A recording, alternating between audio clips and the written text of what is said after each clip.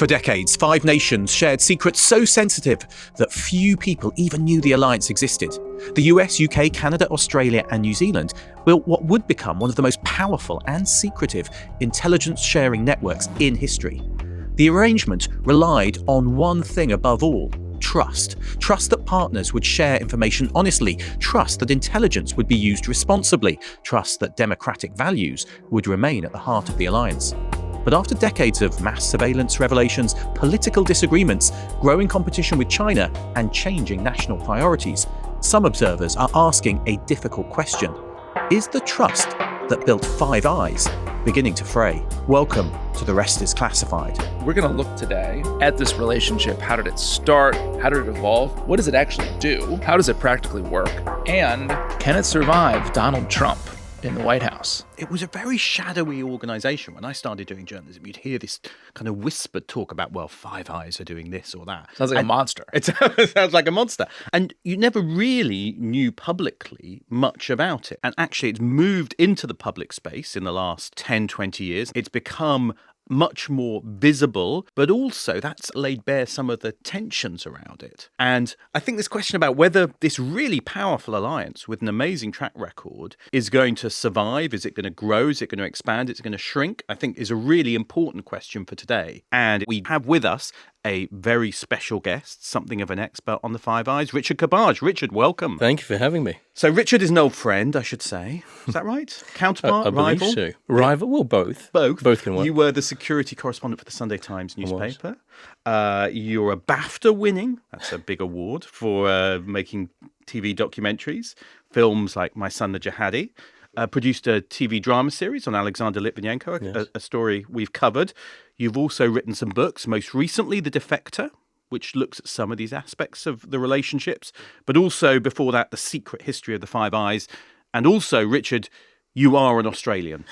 I am. So between us, we've got 3 of the Five Eyes here. Well, I think we should start with the most important question, which is, why is it 5 eyes and not 10 eyes? Because each of them have 2 eyes. Each of them should have 2 eyes. It's not an optometrist association. It's an alliance. It's a It brings partnership together of the Cyclops. countries. That's right. Yeah. I think what's interesting about your book, Richard, is that it's often portrayed as a very harmonious alliance in which everyone shares happily. Yeah. But you do dive into some of the tensions that did happen over history. But also there is this fact that it's become more public recently, hasn't it? Well, it wasn't really properly publicized until the Snowden affair. This episode is brought to you by HP. In intelligence work, it's rarely the obvious problem that causes failure. It's the overlooked detail or the flaw nobody quite solved. The kind of vulnerability intelligence services look for. And running a business is the same, especially when you're building or growing a team. It's the risks you can't see or don't understand. HP designs technology so devices, collaboration tools, and security work together as a single system, helping teams keep everything running smoothly at home, in the office, and out in the field. The protection is built in. Hardware-level security working quietly in the background, helping reduce risk without creating more work. With a team of business advisors, HP helps businesses of all sizes find technology that fits their needs and budget. To see how HP helps businesses work securely and productively, visit hp.com/classified. The Rest is Classified listeners also benefit from 10% off HP business technology with code TRIC10. In the lead up to the Snowden affair, you hardly read about it in the press. It was barely known. In fact, up until 2009, I'm not even sure that anyone had mentioned it in the press. Officially, yeah. Of course, among security correspondents. Yeah, we knew like yourself. We knew about it, but there was just nothing on it. No one had really connected the dots. How did this thing come about? What does it do? What does it represent? Yes, they all work together. And I remember when I set out to do this book, I started contacting people, contemporary officials in the Five Eyes. And one of them, when I rang him up, I said, so what is this Five Eyes? Where do I start here? And he said, oh, mate, it's everything. It's everything. But he couldn't really explain what everything was. I think what he was trying to establish is that it's so purposeful. We're all driven by the same and common goals, but couldn't really define it. And I think that's post-Snowden, it became defined in a controversial way, but it wasn't representative of what this alliance is. But it's And acting maybe slightly more overtly now than it used to in the past? Absolutely, particularly in the wake of 2023. But in 2022, there was an event that took place. It was the first public but non-publicized event. And that was an event that took place in New York, and it was in the lead up to the likely invasion by Russia of Ukraine. We should do something together as the Five Eyes to put the Russians on notice. And so the FBI got in touch with the Russian representative, the SVR representative, so their foreign intelligence service representative at the UN mission, Russian UN mission in New York, and they said, we'd like to come and meet with you. And initially, the Russians thought it was going to be the FBI coming to meet with the head of the SVR. And of course, then, in secret, they sort of showed up. Members of the Five Eyes, so you had the FBI, MI5, ASIO, which is the Australian version of the Domestic Intelligence Agency. Then you've got the NZSIS, the New Zealanders, that we'll talk about in a second. I've described it in the book. It's like the equivalent of showing up to a chess game brandishing baseball bats, Right. because they were there to sort of confront this SVR chief. And they read out a statement to the head of the SVR, essentially saying that we stand together and united. It was very likely they were going to disregard this, and of course they did disregard it. But the SVR official at the very end said, "Oh, you five are besties." That was his comment. and very much they were. And this was the first public but non-publicized case. And the setting really matters here.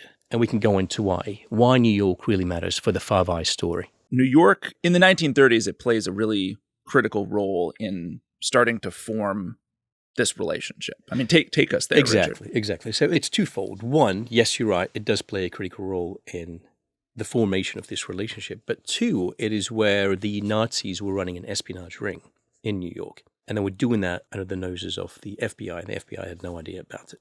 And so this is where the story connects between New York and the UK, but specifically Scotland.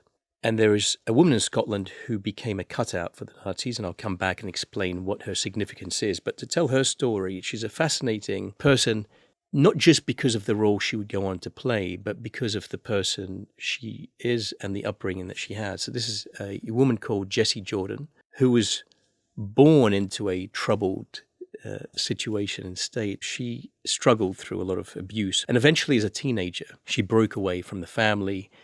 She met a young man, a German boy, and she migrated to Germany. And so they got married. She had a child, a young daughter with him.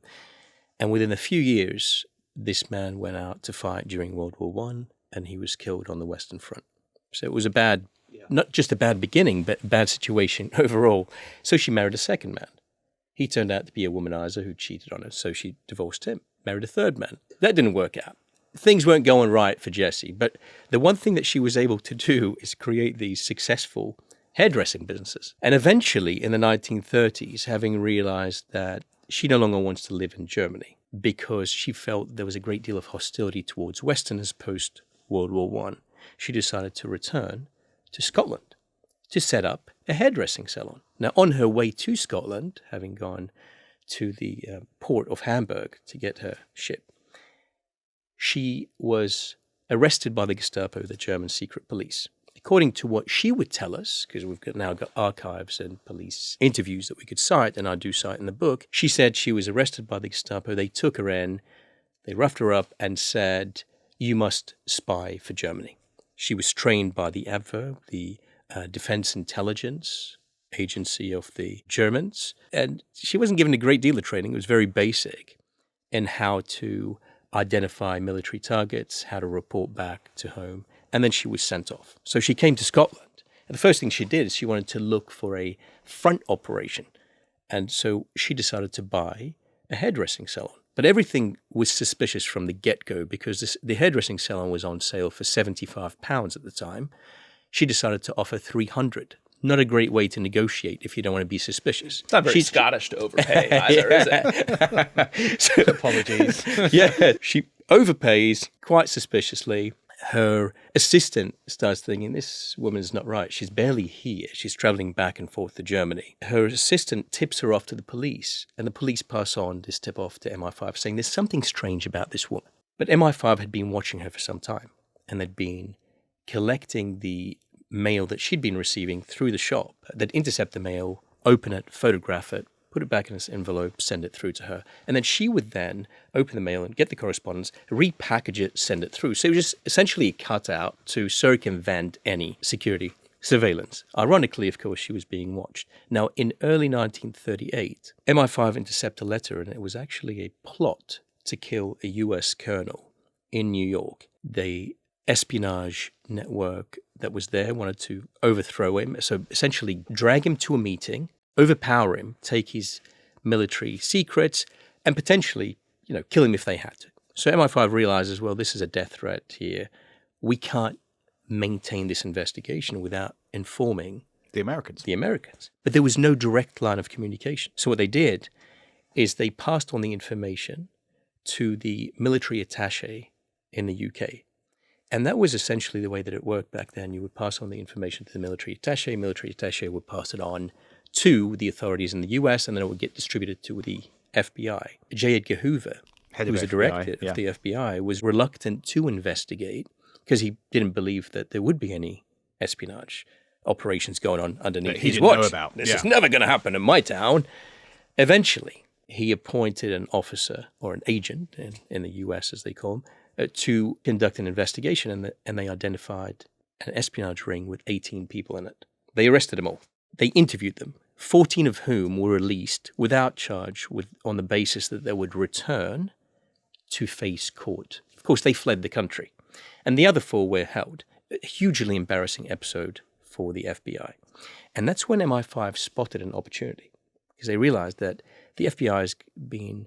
It's sort of this crime-fighting machine, but they don't really have the skills that MI5 had developed now for a bit more than 3 decades. And they figured, well, what if we can provide them with some of the know-how and we can create a direct relationship. A link. And so MI5 dispatched an officer called Guy Liddell. Yeah, who was very the head eminent head of counterespionage. He was deputy head at the point, but he would then become the head of counterespionage. He came and he did a tour in the US, met with State Department officials and FBI officials and Army officials, and he realized very quickly that there's a great deal that the two could share. And so that sharing started to happen eventually. In the 1930s, we probably don't have the same overlapping geopolitical interests The US and UK. that the US and the UK have today, right?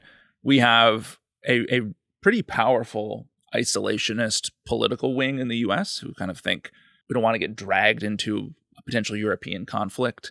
The Brits, through the publication of the Zimmerman telegram, have probably dragged us into the First World War. So you have a kind of skepticism, I think, of a transatlantic partnership. Kind of almost rivals as well. Right. Yeah. You have a really immature U.S. intelligence community. Or non-existent. Non-existent. I mean, you have pockets in the Army and the Navy, but there's no civilian. There's no civilian. The CIA doesn't exist. The OSS hasn't been formed yet. Correct. Those will all be created during and after the Second World War. So who the British even liaise with on foreign intelligence is a bit of an open question. And you also have the fact that at the same time that the Brits are thinking about helping MI5, I mean, they're spying in the U.S. and conducting influence operations. Yeah, the Brits are both... They're about to, of course, as that happened in 1941 with the British Security Coordination. So it's a very different context. It's not overwhelmingly hostile, but it's a sense that there's pieces and pockets of the world, and also on Germany, begins from a position of distrust as opposed to full trust. Absolutely. And in the position of self-interest. And of course, national security is all about self-interest when you think about it. Right. So what you get is you get these initial links in the late 30s based around quite specific, hunting Nazi spies. Then, I mean, as we talked about at Bletchley Park, as the war begins, America's not even in the war when that first American mission goes to Bletchley Park. Exactly. But they realize, well, we've got something we can learn from each other when it comes to code breaking. So then you start to get, a mutual interest at that point in the post Pearl Harbor. Post Pearl Harbor, it really starts to come together, and they're now allies, and the intelligence community is starting to work together. Is it worth, mentioning, does Australia have any role in this? Is it really just US, UK? Well, actually, that's why I said post-Pearl Harbor, because on December 8, after attacking Pearl Harbor the previous day, the Japanese then attack the Philippines, and they hit Manila. And they hit several airfields. Among them is an airfield that was housing U.S. troops, and almost 100 U.S. troops, if not more, are killed, hundreds more are injured. And so Douglas MacArthur, who is the U.S. commander in the Far East, sticks around for a little while, but eventually he's told by Roosevelt that he has to ship out, just go elsewhere. It's no longer safe for us here. And so he relocates to Australia in 1942, in March of 1942. And very quickly after relocating to Australia, he figures that he'd like to set up a signals intelligence capability.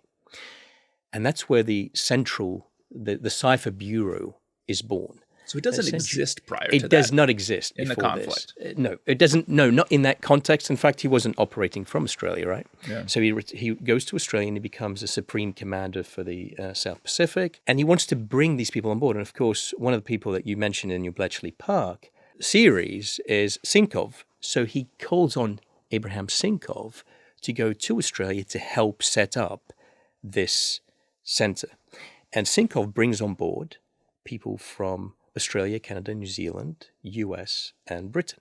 And it almost becomes like a Five Eyes experiment, even before it was even conceptualized as the Five Eyes. Mathematicians, analysts, engineers, and they bring linguists on board.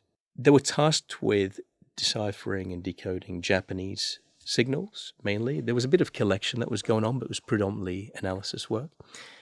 And they become hugely successful in identifying troop movements in the Pacific, in identifying the order of battle operations.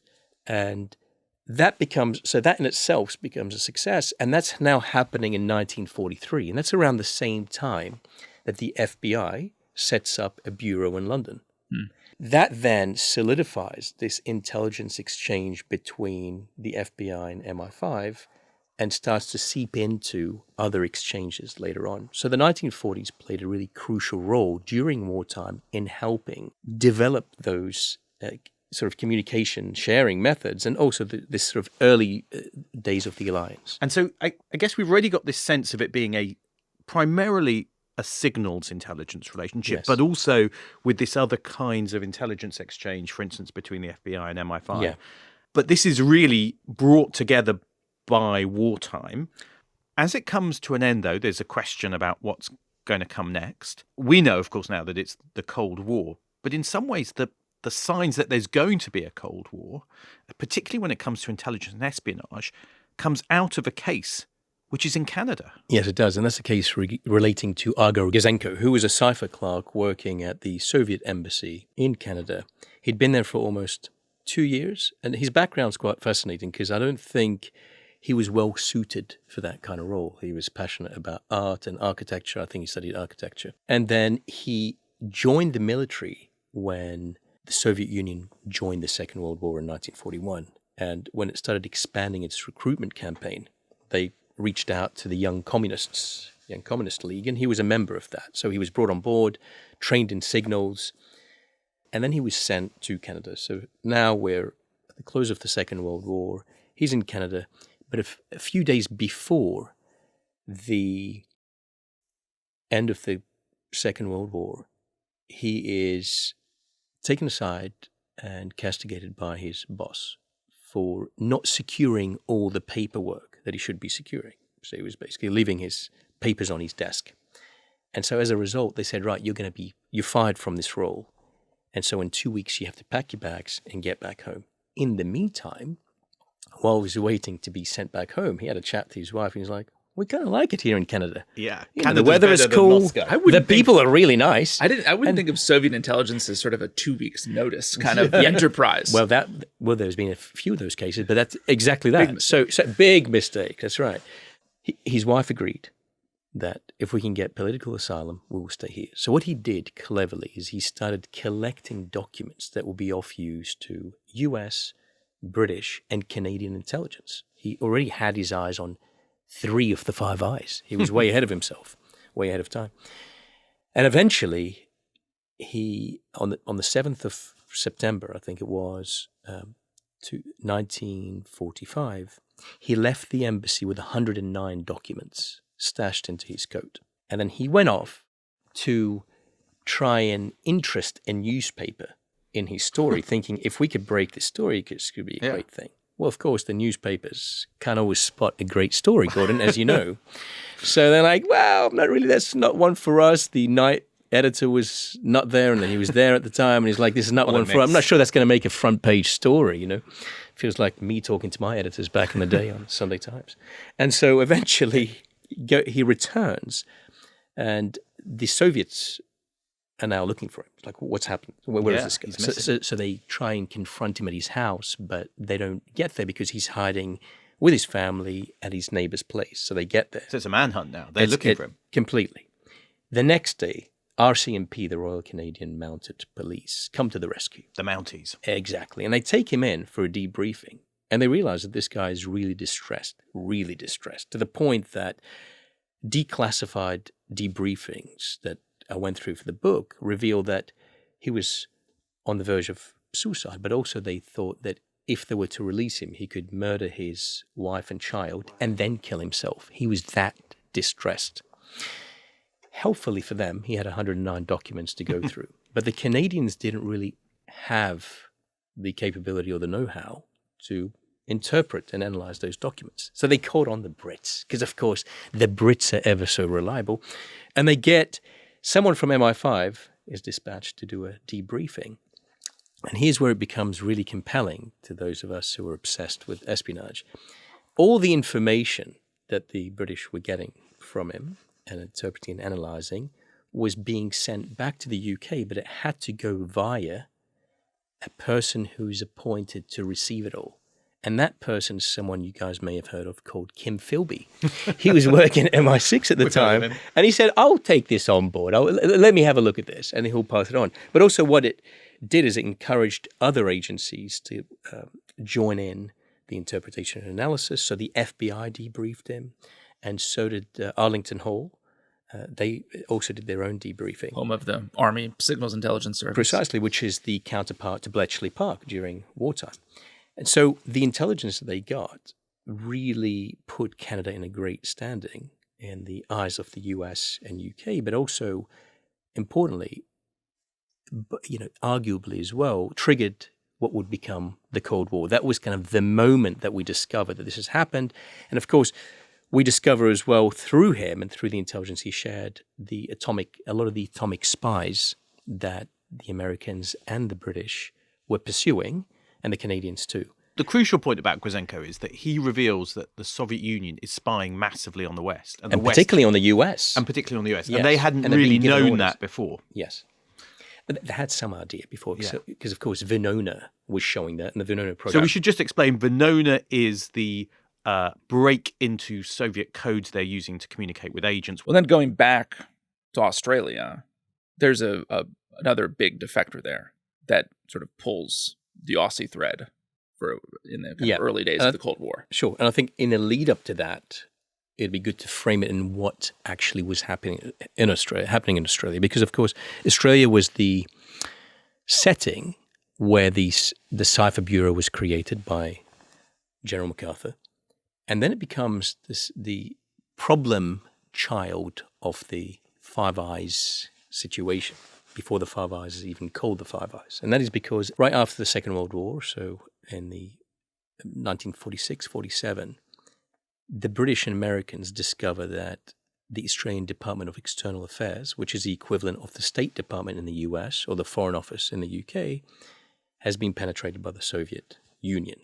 And there are two suspects in there who were thought to have been sharing information with Moscow. And that's eventually proven. But at this point, in the late 1940s, the Truman administration decides we need to cut Australia from the intelligence loop. We no longer trust these Aussies. They got nice beers and barbecues, but they cannot be our friends for this purposes. So they leave them out. They shut them out. And the Brits come to the rescue once again, like they did with the Canadians, because of the Commonwealth, And the Brits appeal to the Truman administration, saying, we've got to keep the Aussies on board. And what we can do is improve their security situation. We can improve their security standards, and perhaps we can help them create something that is in the same kind of spirit as MI5. And so in 1949, they help the Aussies create what would become to be known as ASIO, which is the Australian Security Intelligence Organization. And they hit the ground running because an agent they had on board was gathering some intelligence from the Russian diaspora in Sydney, passing it on to ASIO. They start targeting information, obviously, from the embassy in Canberra. And this is where we get this fascinating character who emerges, who is sent to Australia to run the Soviet intelligence mission. His name is Vladimir Petrov, and he's there with his wife and his dog. He's obsessed with his dog and his rifle. And ASIO start getting some information about him, and they discover this guy is a bit of a drunk and is a womanizer. So he's quite vulnerable to potential recruitment. And there's a great file that I found in the National Archives in Australia where the police discover this drunken man driving through the streets of Canberra, and the police motorbike starts chasing him. So, of course, instead of stopping, he figures, I've got diplomatic immunity, so he guns it straight to the embassy, gets out, hobbles into the embassy, and then an embassy official comes out to have a chat with a police officer saying there's nothing to see here.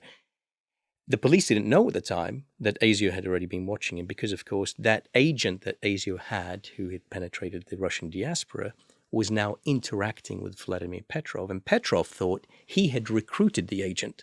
So he was tasking him to get bits of information, get alongside politicians and other prominent members of the community. And ASIO's getting all of this back. Eventually, they think we might be able to get Petrov, but they couldn't be seen as encouraging him to defect. So they figured maybe we can engineer this in some way. At which point, the agent they had, who was running him, who was running him on behalf of ASIO, decides he wants more money for his work. It becomes very difficult to manage. ASIO lets him go, then brings him back, and eventually they think, right, we've got enough to potentially get Petrov on board. And Petrov eventually defects to Australia in 1954. And his defection has a huge impact, not on just what the alliance will become, the Five Eyes, but also a huge impact on local politics. Because prior to his defection, the Labour Party was ahead in the polls, and it was very likely that Labour will get into power. So a Labour leader will get in, Everett. But as a result of the defection, they start to sort of build this up as, this is kind of the communists who've spying on us. Left-wing threat, yeah. Precisely. And I think that works in their favor. It keeps the conservatives in power, and that really destabilizes the political situation in Australia. But from a Five Eyes perspective, it has a tremendous impact because Australia goes from being shut out of the circle of trust to being brought back into the circle of trust. J. Edgar Hoover and I think the CIA chief at the time sent these congratulatory messages to ASIO.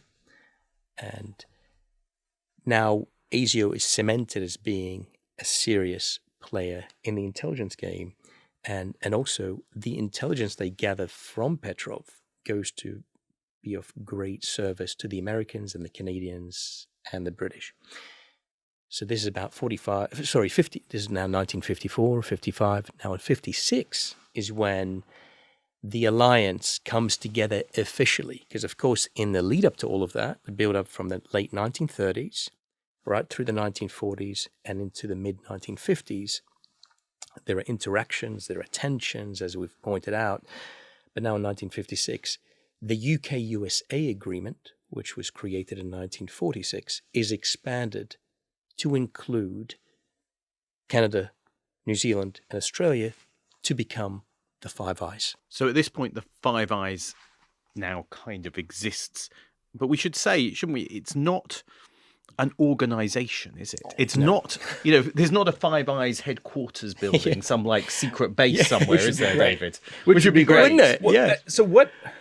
How should we think about it? Yeah. Well, there were a lot of exchanges going on. I mean, think about it in the context of, say, NATO or something like that. It's an alliance, right? So you've got these partnerships. Not all Five Eyes organizations were embedded in each other's offices at this point, right? Because some of them weren't even created. Like, for instance, the Canadian Security Intelligence Service wasn't created until the 1980s, right? So this is now 1956. The CIA has only been around now for less than a decade. The NSA has just come about a few years earlier. Yeah, I think, yeah. NZSIS Yeah. is about to emerge. It's not even created properly yet. Yeah. So there's not much going on. So from that perspective, yes, they've got this shared purpose and shared interest, and also this global reach. Yeah. We can go into that a bit later on about what that represents, but that's essentially what it is. How did the Kiwis get in? Well, the Kiwis got in the early 1940s during the MacArthur experiment. They're part of the Commonwealth, and so they contributed to the Cipher Bureau in Brisbane. And eventually, their contribution would grow. Of course, the Kiwis are the smallest partner, budget-wise, but huge spirit. And they're very lovable. And Last in dollars, number one in But, hey, spirit. We're going and to come heart. back to the Kiwis later on. We'll in come the back to the series. Kiwis. The other thing that really is, I think, interesting is when you look at the organizations that form the Five Eyes, it is essentially like they're all trained and modeled off of Britain. The British. Right? That's I mean, so the Brits train OSS. Yeah. The Brits, all of the sort of tradecraft that goes into what eventually becomes the CIA Yeah. comes from MI6. Yeah. Yeah, they right? just improve on it, of course. I mean, Right. what the Americans do, and they tend to do that, and have done that throughout history, is they take a concept and just improve on it. You've got the manpower and you've got the perspicacity. You've got really intelligent people. They just are, right? And you know this, we all know this, right? Because we've interviewed a lot of American officials, and there's just something about the depth of knowledge that they bring to operations. The British, hold on a second. I'm not saying this in any way to discredit the British. I think the British were there first, right? Yeah. And I think they all feed off each other. I mean, if you think about the British role in ASIO, they didn't just help set up ASIO. The deputy director of ASIO was British. He was an MI5 officer. So what you have here is a picture of, I mean, something which has come out of the war, the Second World War, but which is sustained because now you've got the Cold War. Yes. You've got the common language, which I think, you know, we shouldn't That's important, underestimate. yeah. You've got the fact Britain, the UK, arguably the kind of progenitor of all these other intelligence communities, but by It the 50s, is, yeah, it is, yes. the US is already, you know, showing that it's got the resources to be the biggest. I mean, it's not, as we said, an organization. What it's doing is sharing information, basically. Yeah. And also, we should say, agreeing not to spy on each other, which Yes. we'll come back to maybe later Yeah, on. of course, that about was whether never that- followed. Whether that was actually I think followed I did or a bit not. of that. But that's the idea, is like we're Yes. common partners. Yes. We're gonna collect intelligence together. We're going to share it. We're not going to spy on each other. We've got a common interest. I think it is worth setting that because we talk a lot about SIGINT, signals intelligence, on this program, but it's maybe worth setting up in kind of, I mean, Richard, in the early days of the Cold War, what are we talking about when we say signals intelligence? Well, at this point in 1956, this again predates some of the developments, big developments that we'll hear about soon. But identifying Soviet missile launchers, identifying Soviet comms, identifying developments in nuclear capabilities, identifying radar capabilities, all of that sort of works within the SIGINT. Yeah, it's more than just communications. It's more than that. Yeah. Satellites. Of course, satellites in 1956 hadn't really become a big thing yet. That's the next decade. But all of that will come under SIGINT collection. the technical end of intelligence. Completely isn't it? technical. It's the technical It's end of complete tech. intelligence which is Yes. being shared, which I guess is also very expensive as well, which is where there's some benefit having geography and having the cost Yes. shared. But we left the story in 1956 as the alliance is kind of formed. But at that point, there is a crisis, isn't there? There is a which crisis. almost breaks it apart or risks breaking it apart. Yeah. And that's the Suez crisis. Let's, I mean, we should I explain. describe it as an alliance almost breaking up during the honeymoon period. It's a bit like Madonna and some other rock star getting married and sort of going to Vegas and falling apart. That's Just essentially like what happened to Yeah. the Five Eyes, right? So within a few days, almost 2 weeks of it coming together in October 1956 and officially being signed off, there are multiple things happening concurrently. You've got the Hungarian Revolution, which the Americans were concerned about, so were the Brits. And you've got the crisis in the Middle East that was now emerging. This is a crisis in that they were essentially fighting over a narrow strip of water that was crucial for The Suez Canal, yeah. That's the Suez Canal, right? And so you've got the British, the French, and the Israelis plotted to invade Egypt. Because Nasser in Egypt has nationalised the Suez Canal. Exactly. And they're unhappy with that. And I guess yes. the crucial point is that the Brits are doing it without the Americans. Exactly, and they didn't inform the Americans. Americans weren't happy about this. The Americans are always happy to lock the Brits out, but when it's the other way around, David, just so we could say, mate, it's not cool, right? It's like, I want to know all your secrets.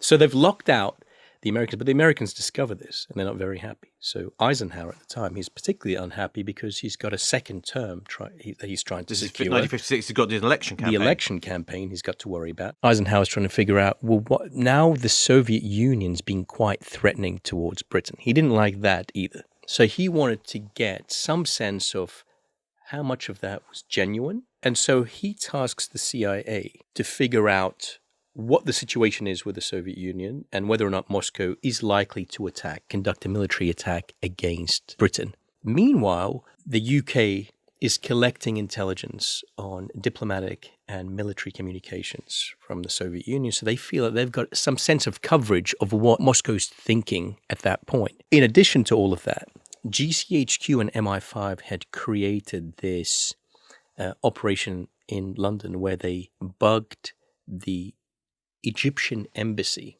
in London. So they were listening to communications there. And this is a crucial thing because in early November 1956, the British managed to intercept communications between the Egyptian ambassador in the UK and the Egyptian ambassador in Moscow. And the ambassador in Moscow told his counterpart in the UK that the Soviets were really considering military action. Now, we will never know to what extent that helped shape Britain's decision to walk away, because there were a number of reasons why that ceasefire was then put in place. But what we do know is that that played a fairly crucial role in getting a sense of what the Soviets were thinking. But what the Brits didn't know at the time is that the Russians knew that the place was bugged, as they were feeding misinformation through there, giving the whole kind of indication, especially through the Cold War, that the Russians kind of seemed to be several steps ahead when it came to espionage. How big were the tensions, though, between the US and the UK over Suez when it comes to the intelligence relationship? I mean, was it at risk of breaking down? I think declassified material that we've seen later suggested that it got close to, but I don't think it was ever going to break down. I think it was more of a political issue. And so Anthony Eden, the Prime Minister of the UK, couldn't get the military backing from Eisenhower. And I think that diminished him on the global stage. So there's one argument that this is the beginning of the collapse of the empire. I don't think that was the moment. I think what it did is it really diminished the empire's strength and projection on the world stage. So it's more about the kind of relative power becoming clearer between the US and the the UK. US became the dominant. At that point, the US is like, you do what we say, essentially. And that will become a common theme, a pattern, because the US is very much the lead singer and everyone else is a vocalist, right? A backup vocalist. And a lot of people didn't like that when I describe it that way, particularly the Aussies. They were like, why are we saying this?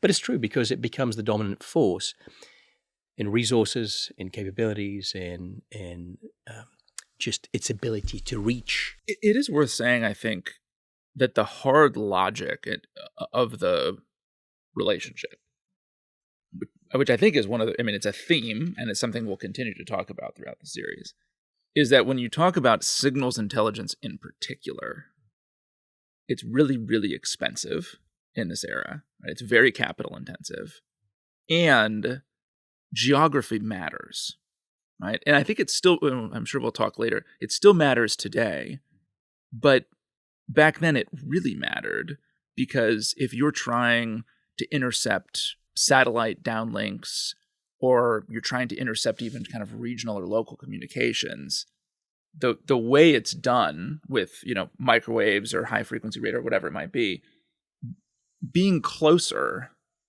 is a huge advantage, right? And so even if, even if you have a political dispute with another member of the Five Eyes, the underlying business logic Yes. of sharing, of pooling resources, and of having access to bases in Wellington or in Cyprus, or in Oman, that really That's what matters, it's about. right? Yeah. That's what it's about. And also, it's a burden sharing thing. So they essentially split the world into 5 pieces. There was some overlap. So with the UK in 1956, the UK's responsibilities were east of the Ural Mountains. So, cutting through Russia to Kazakhstan, east of. So anything that's, Poland, Ukraine, Germany, that was kind of the UK's responsibility, but they also had parts of Africa as well to monitor. Then the US had Russia, China, Middle East, also bits of Latin America.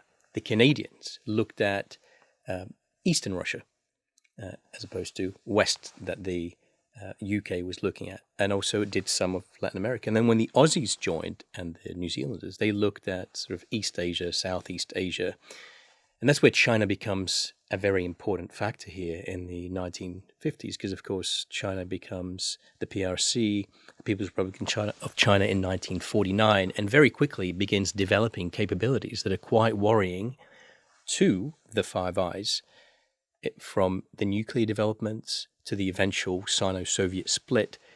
And so from a collection perspective, the Americans then set up a base in Australia in the 1960s called Pine Gap, which we can come back to at some point. Let's talk about, we can talk about Pine Gap. Well, Pine Gap is quite crucial at this stage. It's crucial for a number of reasons. One is Pine Gap was set up under the auspices of being a military base rather than a intelligence base. The chief of Pine Gap was supposed to be a military officer rather than a CIA officer, but of course it was a CIA officer.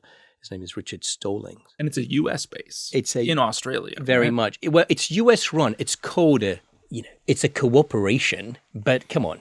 It's, the Americans are very much. we have the same thing in the UK. You have Menwith Hill, Right. and Findingdales. You have these the American Americans just try to take over stations. everything. Let's just face it. And they're loosely RAF bases, but exactly. staffed Right. by It's, Americans. yeah, and it's that's that. the So it's joint, but it's US focus, and that becomes a point of contention for a number of reasons. Before I move on to them, I'd just like to set up the picture of who this guy is, Richard Stallings from the CIA. He was a SIGINT specialist who had been based in Germany. He joined the Navy during wartime, developed a set of skills, obviously went through the ranks and got promoted and was sent to Australia. And so in the late 1960s, when Pine Gap was created, he was overseeing it. And he will become a quite controversial figure in the early 1970s when Gough Whitlam comes into power. Gough Whitlam being the Labour Australian Prime Minister, he comes into power, and this is after more than 20 years of Labour being out of power as a result of the Petrov stuff to a great degree that we've spoken about earlier. Of course, there are other reasons that Labour stayed out of power, but this is one of the key things. And so when Whitlam comes in, eventually he wants to distance Australia from the US. He thinks we're too reliant on the Americans. He feels that as ASIO, so the Australian Security Intelligence Organization, that is the domestic intelligence agency, is slightly captured by the US and too reliant on the US, and he wants to create some separation. Of course, ASIO is starting to feel separation anxiety here ahead of time. So they don't like this. The Americans don't like this. And eventually his government authorizes a raid of the ASIO headquarters. Imagine that. Their own intelligence headquarters. Imagine someone Prime Minister raiding MI5. MI5 or the CIA or the FBI, So that, Can so they imagine it these days in America. But that's yeah. another story. That's to come. So they raid the place for a number of reasons. The reasons they given at the time, beyond their closeness to the US, is that they felt that ASIO was too focused on communists and not enough focus was given to nationalists, terrorists, etc. Yeah. That was the reasoning. And then there's a counter explanation that he had it with ASIO, and so as a result the Whitlam government raided them.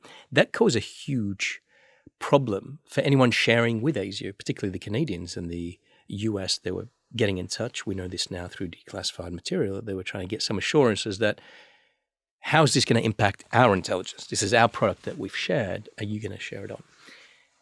Eventually, that slightly settled down, but Gough Whitlam couldn't get it out of his head that those Americans are up to something. And then he discovers that at Pine Gap, there was this guy, Richard Stallings, who had been running Pine Gap, and he discovers that this guy may have been a CIA officer. He wasn't really a military officer. So he gets his people to look into that, and they discover that his name was never shared as part of the CIA list because there is this agreement, don't spy on each other, but also identify each other's officers. There was this agreement that we will give you all the information about our declared officers and vice versa. Well, he wasn't declared. And that really infuriated Gough Whitlam. There were a number of issues that led up to his eventual departure, but that was among them. There continues to be a debate about the extent to which the CIA and US played a role in his ousting, because on the day that he was ousted by the Governor General, he was essentially sacked. Imagine being fired. Imagine the Prime Minister here being fired. Not just being fired, but he was fired. And the opposition leader was appointed as caretaker Prime Minister. Yeah. I mean, it's unprecedented, and it's never going to happen again, maybe. I don't know. But it was just so shocking. And I go into that in great detail in the book. So the suggestion is that actually he was going to reveal details about Pine Gap, and he was going to reveal details about the Pine Gap chief, former chief. And that may be why he's made a theory, at least. Well, it's a very strong theory. And also there was just a fear within the CIA and US intelligence that by coming out to discuss all of these, this could compromise intelligence. So it was a build-up to that. What does Pine in this period of the Cold War? Yeah. What value is Pine Gap providing to the signals intelligence agencies? Huge value, because this Five is the 1960s, sort of the satellites era. So it's communicating with US satellites to intercept communications, say, from Russia and China, as I said. So China at this point has now developed a nuclear weapon, so they're able to track radar communications. They're able to track missile tests. They're from re-entry of hyperballistic missiles to ballistic missiles being launched. They're trying to identify, in some cases, troop movements, thinking, try to get ahead of time. That's essentially what it is doing. So we talked a bit about Australia there, but actually there's going to be some tension between the two, I guess, core partners, the US and the UK. The special relationship. The special relationship is going to come under some strains in the 60s and 70s.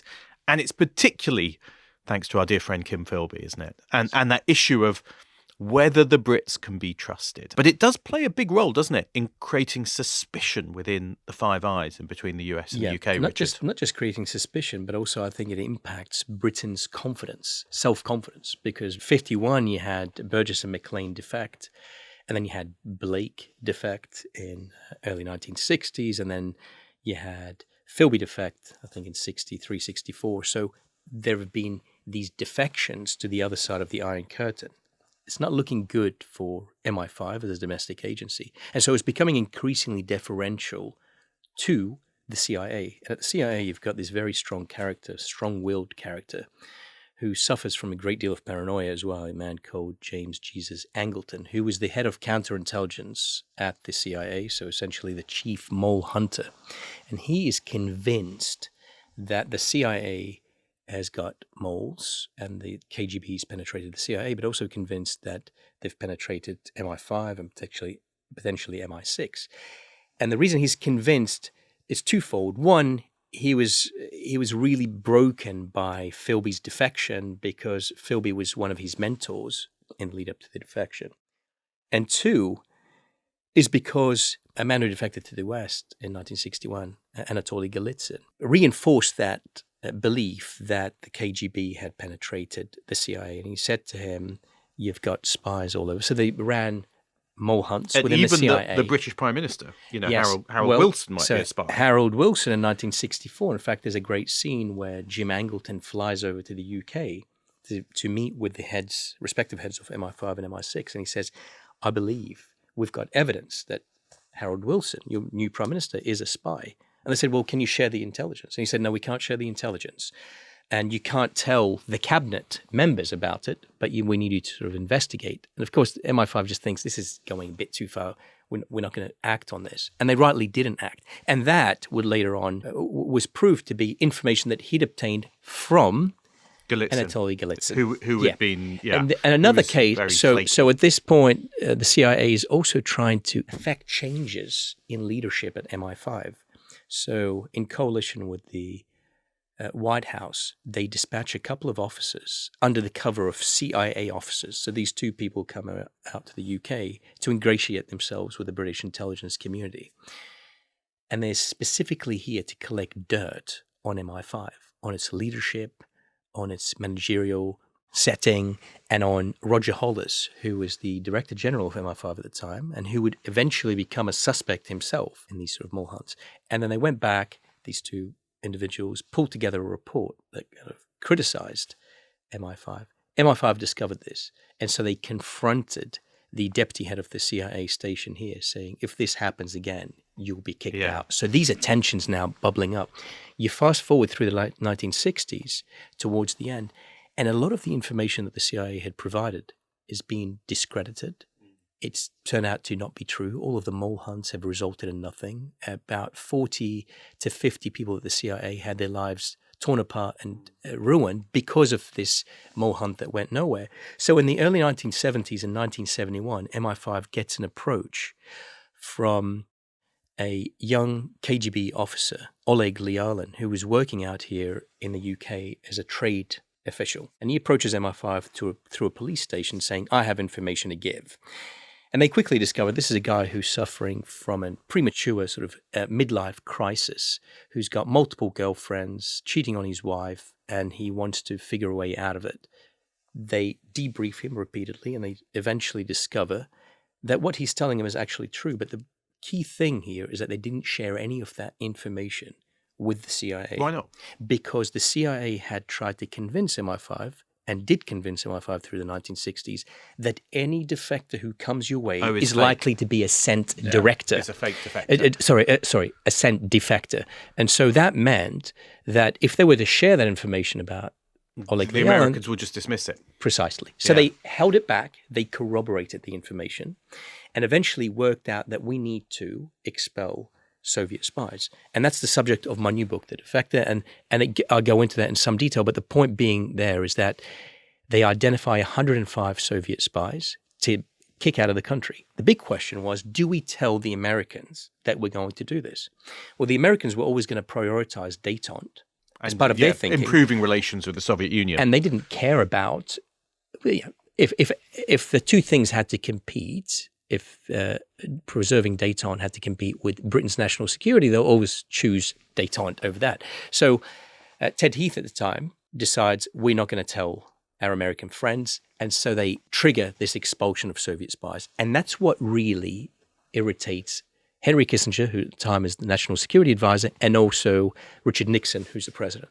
Well, I mean, one of the dynamics that I do find really fascinating about the whole alliance is a lot of the stories we talk about, most of them actually, center on essentially the human relationship, right? Which makes sense because that tends to be louder, much easier to get into the public. But it's far more compelling as well. It's far more than compelling. people sitting in front of keyboards. Right, exactly. But what's fascinating is that even when you have tension, we talk about tension in the political relationship shaping the security relationship, even when there's tension in the human relationship. Yes. I mean, are there examples in this period of tension in the human relationship bubbling into the SIGINT sharing? Yeah. The Yom Kippur War in 1973. So that's where the British refused to join the war and also refused to allow the Americans to use their bases. Very similar to the debate recently about the British bases being used in the Iran war this year. Precisely. Yeah. And so in that case, Britain and the Heath government, which is quite pro-European as well, Yes. which the Americans don't like. Correct. They get very angry about that. They get very angry. In fact, that was the only time that I could find in the archives where they severed intelligence sharing with the Brits. And that lasted for about 6 months. CIA and NSA stopped. Mainly, I think it was CIA. So there was still sort of signals, but there was a lot of tension that was going on. Now, the problem with completely severing is that I don't think you're ever going to have that because you're still going to get interactions on a personal level, as we're talking about sort of the importance of that. But that was a really tense period. Do you have any sense in that period of, well, I guess how the HUMINT was cut off? Is it, or maybe even going deeper, how do you turn the SIGINT off? I mean, it sounds like it kind of half turned off. Yeah. And they wanted to turn it off, but they didn't. But you almost. can't, because it's in their best so interest integrated. to keep it on. Yeah. Exactly. So it's, I mean, because it sounds when you read the accounts of it as if what happens is Henry Kissinger, National Security Advisor, says stop this. Correct. But actually, at the working level, they kind of keep going on the signals intelligence. Exactly. Well, he GCHQ orders the NSA. CIA and the NSA to just cut them. Yeah. He says cut them, and there are transcripts of telephone conversations that are now declassified in which he goes into that. He said, like, cut these. But then they work around it. And that's not uncommon. They It's work happened. around it, basically. They work around it. So that the professionals, the intelligence professionals, find ways of keeping sharing, even though they've been told to stop. And It's that's always interesting, isn't it? that's a very common pattern, because that's I think that's one of the most fascinating things about the alliance is that, yes, you've got the political leadership and your political masters, but what's happening on the ground is on another level, and it might be below all the chaos, but that's where the important Which is very sharing relevant matters. today, isn't it? Right. I mean, we'll come back to that, I guess, later. Well, the other piece is that, especially when you're talking about SIGINT, the way those reports are disseminated inside the U.S. system is that I, as an analyst, don't get a report that says this is from GCHQ necessarily, or from the Aussies or the Canadians or whomever. That stuff tends to go through NSA, and then when it's disseminated by NSA, it's oftentimes not exactly clear which foreign partner it came They from. relabel it. The net result of that is that oftentimes policymakers, in particular when you get to the higher levels, don't have an understanding of where how it's come much from. of the SIGINT Precisely. comes from foreign partners and where it comes from. And so you can see why Kissinger is saying, well, hey, cut it off. Someone from the NSA might go to him and say, well, hold on. You don't know that half the stuff you're getting. A bunch of is these from reports you're reading about Chinese submarine activity in the Pacific are not actually coming from us necessarily. So that kind of tension is there in 1973, but doesn't lead to an actual break. The one time someone does get kicked out, or kicked out maybe is a bit partially strongly, partially kicked out, is New Zealand. So we should talk about that, because it's interesting, isn't it? For many years, they are, even though technically they remain part of the Five Eyes, they're pushed out, and it's over. It's right. It's about New Zealand not a submarine wanting to dock, in New Zealand not wanting nuclear warships and not wanting tests. So essentially, you had David Lange, who was a newly elected prime minister in New Zealand in the mid 1980s, and he campaigned on non-proliferation. So when he got into power, he wanted to stick by and honor his campaign message. So when the Reagan administration wanted to dock a nuclear-powered submarine in New Zealand waters, he said, you can't do it. And what's extraordinary here is that the smallest member of Five Eyes stood up to the biggest member of Five Eyes. So very quickly, Reagan did not like that. He's had enough of people standing up to the US, but particularly like New Zealand standing up to the US. He wasn't going to take it. So he essentially ordered that military sharing stops and military training, and also wanted to sever the signals intelligence exchanges. And that's when the NSA director at the time approached the White House and said, well, we can't actually do this. We physically can't do this. We're so embedded in each other's networks. However, what we'll do is we'll keep that quiet, because of course at this time, no one even knows what the Five Eyes is. None of this is public yet. We're talking about secrets, things happening and chat rooms and back rooms or what have you. No one knows about this in the real world. So they decide to maintain that intelligence sharing, but also the CIA continues to provide some training to NZSIS. So there are exchanges, but they're not complete. And publicly, they've fallen out with New Zealand. And that lasts for 20 years. Yeah, about 19 years, I think it was. Yeah, 19 or 20 years. Amazing, isn't it, really, to think? Well, it's fascinating. It's fascinating. But then again, what's really fascinating about it is that they didn't fall. So there was a lot happening under the surface. And that's quite reassuring, particularly when you get to see what's happening today. And we'll get to that era at some point where you hear a lot of noise and chaos. And you go, well, what's actually going on to happen with this alliance?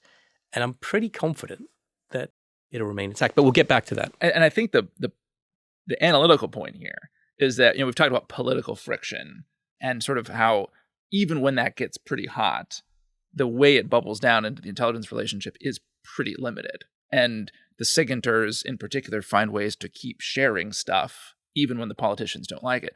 But even when there are personal frictions between the signatories, the sharing continues. Because, so this is William Odom, who'd been the head of the NSA in the late 80s, who wrote in his diary, he wrote, "Peter Marychurch, my UK counterpart, is the least attractive of the lot. A tense, nervous, slightly insecure civil servant, he has as his main task to stay fully entangled with the US system, to try and act as our equivalent in Europe, to stand between us and other Europeans if possible. He and his immediate subordinates hold, in my view, a vastly inflated view of their own competence and talents. Their system, under the Foreign Office, has poor ties to the Ministry of Defense and therefore cares little about intelligence support to military operations." I would argue that's still true today. "The big question for me is what geographic access in the UK will cost for the rest of the century. This is really about all we are getting and can get for this excessively entangled bilateral connection. Socially, I no longer find the British amusing. Merely a pain in the ass." Wow. Words you could echo. That's great. After Put it on a t-shirt. Put it on a t-shirt. Put it on a t-shirt. I think it's such an interesting quote because, I think Odom was I met him once actually. He was quite a kind of cantankerous, military-focused NSA guy. Well, he didn't find you amusing. No, he definitely did not find He me was a pain in the amusing when I ass. met He was a him. pain in the ass, yeah. But I think you're right. The point about that's interesting is that even when you have clearly a bit of animosity and friction between the boss of the NSA and the boss of the GCHQ, the relationship fundamentally survives. And I think that's because of the common interests, isn't it, at that point? It is, but it's also, as he notes, to some extent, a very technical problem in that we're all excessively, in his words, excessively entangled. Yeah. And Britain's bringing geography to the table and bringing stuff to the table. And for the Americans, it's hard to disentangle. Right. That's the And point. his line there, which is actually quite cantankerous but perceptive, is how much is that geographic access going to cost What's me? it worth? What's Yeah. it worth? So, Richard, I guess we talked about the alliance having been formed in World War II, then it survives through the Cold War. But when you hit the end of the Cold War, there's a question. It's a Slightly question. loses its purpose. It does, doesn't it? It was created it was officially created in 1956 as a counter-Soviet alliance, right? So then suddenly the Soviet Union's collapsed and they don't really have much to do. In fact, the agencies start cutting their staff and start cutting their big resources. The Soviet desks at the CIA or NSA or MI5 or wherever else just don't have much of a purpose. So there's a slight pivot during the 1990s, and it's not a pivot that is done in coordination with these partners together, but they start looking at, could China become the next threat or the next rival? Of course, China at this point, we've gone through the 1980s. There's this sort of hope for modernization. That hope is slightly lost during the Tiananmen Square massacre in 1989. And then lots of tension in the 1990s with China, but that becomes the focus, particularly for the US to an extent. And I know that to be the case towards the end of the 1990s going, so what is China next? What is happening here? But that's not an issue for the UK. And you get the UK agencies looking at things like organised crime, and which are also kind of local and IRA regional stuff. Local and regional issues, which aren't of interest to the other Five Eyes. Precisely. So they're kind of going in different directions, aren't they? Yeah, the band is sort of fallen apart. I think we shouldn't underplay the importance of the budget cuts as well. Not only is the band sort of drifting in different directions, but no one's going to the gigs. No one's paying for the gigs. Right. US, I think the numbers are something like, the CIA budget, I think George Tenet, CIA director, will later say the CIA budget was cut by almost 20% in real terms during the 1990s.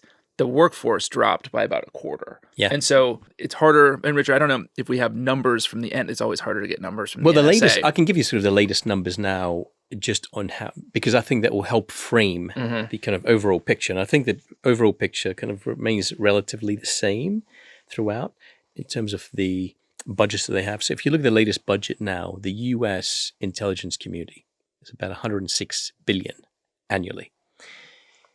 It is roughly 11 times greater than all of the other four countries combined. When you compare the US to the New Zealand budget, which is I think about 260 million a year, the US has got 400. It's more than 400 times greater than New Zealand. But yet, this alliance, to some degree, functions as a flat hierarchical structure to some degree. But overall, it is the US that really calls the shots. It doesn't really matter what. It's just the way that it is. I think one of the interesting things about the 90s, when you have this kind of drift, when budgets are cut, you don't retreat into a world of sort of mutual suspicion and fragmentation. The alliance kind of just keeps But going. it's a bit like inertia, though, to some It extent. is. Well, yeah. To some degree, but it's also, I think, a reflection of the strength of the thing. Even when a sense of mutual threat from the Soviet Union is gone, it still keeps going forward because of the kind of patterns of behavior that have been built up during the Cold War. And then, having had this period of kind of drift in the 1990s, you get 9/11, the September 11th, 2001 attacks. So, Richard, what does that do to Five Eyes? I mean, it creates a new sense of purpose, but it's also going to lead to some tensions, isn't it? Yes, they had to repurpose, and very quickly. So you've gone from being an alliance created to combat Soviet threats to one that's now combating Islamist terrorism. So you've got language barriers immediately, you've got cultural barriers, you've got to figure out ways to not tap into just communications, but to penetrate prayer halls and mosques. Well, how do you go about doing that?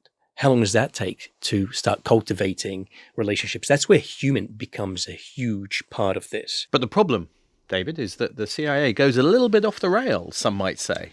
It goes to the dark side, as Dick Cheney often talked about it, didn't he? He said, we're going to have to go onto the dark side. And that basically means it's going to start running programs, famously the Rendition program, in which they're going to pick up terrorist suspects and transport them to third countries where they're tortured, places like Syria and Egypt and other countries. And Thailand, all kinds of places.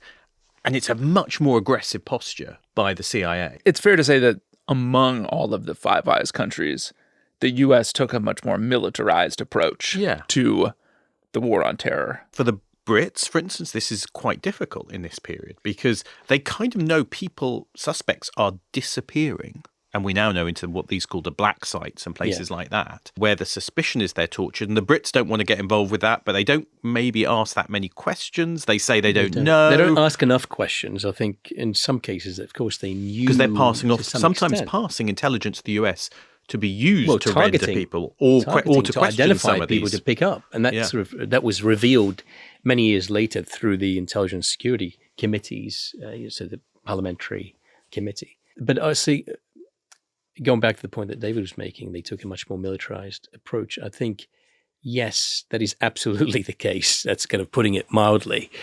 I don't think there's been any evidence of the Brits being involved themselves in any of the torture, but there's allegations that they may have assisted in the provision of information that led to people, precisely, or passing information which leads to people completely, and but this is going to directly. become quite tense in the UK. This issue about how close do you get to a US intelligence almost community? 20, I think 20 people, 20 British nationals and citizens were locked up in Guantanamo. I think it was 20. Yeah. And subsequently released with no charge. I remember there were these legal cases about, can we share information with the US if they are going to be using it for the purposes of rendition or what legal assurances torture? do you demand in advance of And sharing? then the US got really annoyed when some of the details of what they've been doing came out through British investigations. There's a famous case called Binyam Mohammed. So there was a bit of tension there, I think, between the two sides, David. I mean, I guess there's kind of a deep question underneath this because we were talking about the nature of the SIGINT relationship between these countries and how deeply entangled it is can you cut that information off in many of these cases? Obviously, if it's information that's coming from MI5, right? If it's human coming from an MI5 source or an MI6 source, you have much more discretionary power about how you share it, when you share it, and if you do at all. But and if you presume that the U.S. might use it to target someone or conduct a rendition, whatever it might be. Whereas if it's SIGINT, can you actually hold it back? If you're going to use it for a drone strike or for something like that, which is maybe your communications targeting, or if it's SIGINT that's being pulled through GCHQ, but it exists on a system that Shared NSA system. officers have access to and use. No, you well, know? you can withhold because, I mean, there are categorizations for withholding from each other. That's why you have no foreign, you have UK eyes only. So they can withhold some of that information. And it's been proven now that they did provide some information. So it wasn't just part of a pool. It's not like a Google search that they just jumped into and said, hey, here's another target, let's go get him. So I think from that perspective, they did. I think largely, though, your point is correct that, yes, if it's shared and it's all there, to what extent can you hold that? But after 9/11, the Americans, I remember hearing about this, pushed to be able to run more operations within the UK. So the CIA wanted to go after kind of Islamists in the UK themselves. Without coordinating with MI5 or I think the SIS? suggestion was with less, Yeah, with less oversight. coordination, less oversight, Yeah, and yeah. then that caused tension. And MI5 were like, "You're not, you know, if we catch you doing I think I that, know about that case. we're going to cause trouble." Yeah. Because Richard, there is a Yes. case which becomes a big deal in Canada, doesn't Yes. it? Where between the Canadians and the Americans over this, Yeah. how that they emerged cooperate. shortly after 9/11. So I think about a month and a half later or so, CSIS, the Canadian Security Intelligence Service, discovered that there was a young man who was interacting with one of their targets. So they had they were targeting a guy who was believed to be linked to bin Laden. A young guy called Maher Arar of Syrian origin, who's now living in Canada and has Canadian citizenship, was interacting with this target. So they figured, okay, let's expand the targeting pool here and include him as one of the targets. And so they started looking into him. And because of all of the intelligence sharing that's been going on, as I mentioned earlier, it was pretty much seamless. They informed the FBI about this case. They said, we're looking into this guy. We're going to surveil him, follow him. Can't see anything untoward at the moment. And they maintained that operation against him. In secret, of course, it was all covert. Up until early 2002, the operation went from being a CSIS tip-off to now being run by the RCMP, so the Canadian police, but the counter-terrorism unit within the police. This Maher Arar is married to a woman of Tunisian origin, and so he travels to Tunisia on holiday, I believe, to be with his wife's family for a few days, and eventually he returns to Canada. And he happens to travel through New York. So when he gets to New York, the authorities there pull him up. FBI had placed his name on a terror watch list. So they take him away into the Manhattan correctional facilities, and they essentially say to him, we believe that you've committed terrorism offenses. He denies all of this. The Canadian consulate's called. They come through, and they won't call till very late after they'd already debriefed him. And they stand in and say, well, what evidence do you have against this guy? And they said, well, we have evidence. We can't share this evidence at this point. Anyway, they then relocate him to another detention center. And at this point, the Canadians are interacting with the FBI, trying to establish, to what extent do you have any evidence against him? Because the evidence that we've provided you with never met the threshold for arrest, let alone enough evidence to convict this guy.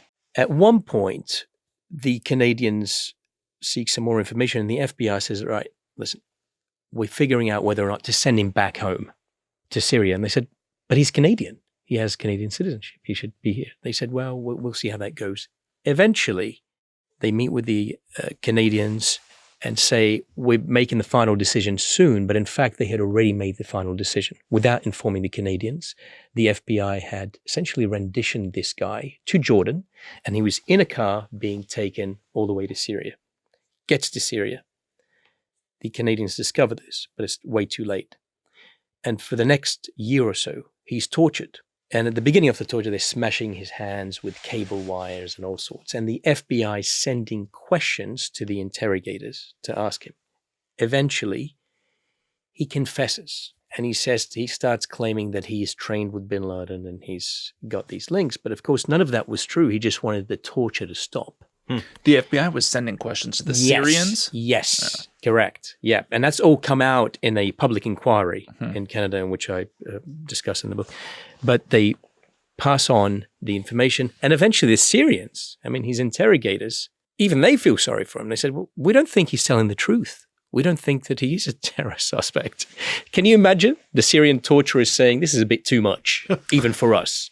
So by that standard, they release him. He returns to Canada. and he wants to sue the Canadian authorities, rightly. So Canadian authorities figure, well, we need to figure out what evidence the FBI had on him to see how we go about this. The FBI say, we can't give you the evidence. Reluctantly, they give the evidence with the assurance that that evidence cannot be shared in court. It's just for your eyes only.